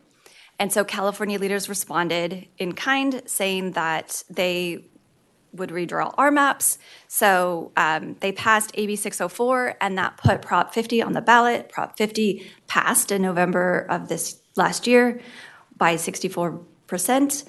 There were legal challenges filed, I'm sure you're very aware, but the three-panel judge ruled like 2 weeks ago, basically, that the California can use the new maps. So this doesn't significantly change things for us because Elk Grove in the old district was still in 7 and we're still in the same District 7, but the lines have changed. And so this orange outline shows the new district maps that will be in effect until the redistricting goes into effect after the 2030 census. So, any questions? Wow. I'm trying to be fast. No, you did a great job. A lot of great information and yeah. Anyone have questions, comments? Looking to the right, none? Left, none? Thank you. Thank you for an outstanding presentation. Really appreciated it. Yeah, it was great to see. Okay. Thank you. Okay, we've got council comments, reports, and future agenda items. All right, I'll start to the left. Councilmember Brewer, anything to report? So last Thursday on the 22nd, Sacramento Public Library Authority Board met. We approved of our budget audit. Everything's nice and clean. And also I relinquished my duties as board chair and passed them on to Sacramento City Council member Katie Maple. Vice chair is now Mary Jane Lopez Taff of Citrus Heights. And that's all that I have. Thank you. Vice Mayor? We had yesterday a kickoff for the 2025 blueprint for the Sacramento Area Council of Governments. Councilmember Robles attended. Thank you, Councilmember Robles, supporting that. And then sewer district meeting was canceled today. That's it. Thank you. Excellent. Councilmember Spies? I've got nothing to report today. And Councilmember Robles? Thank you, Madam Mayor. I'm still getting used to this side of the dais. Just wanted to, without going too into it, I just want to say, there's a lot of craziness going on in our nation, especially as it pertains to immigration. And I want to say thank you to city staff for working very diligently on what we've been working on and even providing funding for the field network. And I want to say thank you, Police Chief Bobby Davis, for what you've been doing as well. Just check in on your neighbors. There's a lot that's happening. Obviously, what's happening in the state of Minnesota. This goes beyond local control of what we can do here, but just want to put that in the forefront of our minds as we're going on. So. Thank you. So SAC-RT was canceled on Monday because of the point in time.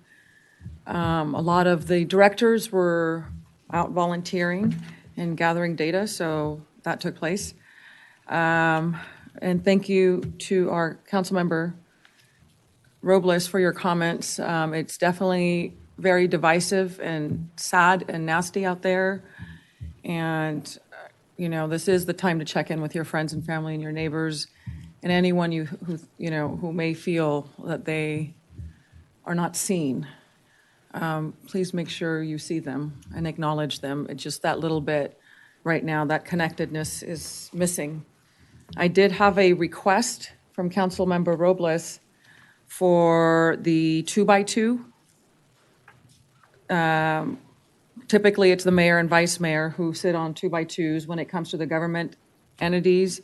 and we treat the Wilton Rancheria as a government entity, he asked if we would consider him staying on that 2x2. So that's really up, I think, if you have an issue or if anybody else, please raise it now. No, I don't have an issue, but do we? Is there a process for that, or it can just happen? Yeah, or do we need to, is there a certain issue? Do we want to create an ad hoc committee for anything, or is No, this it's just the 2x2 with It's just the Wilton. 2x2 in general for Wilton. For Wilton?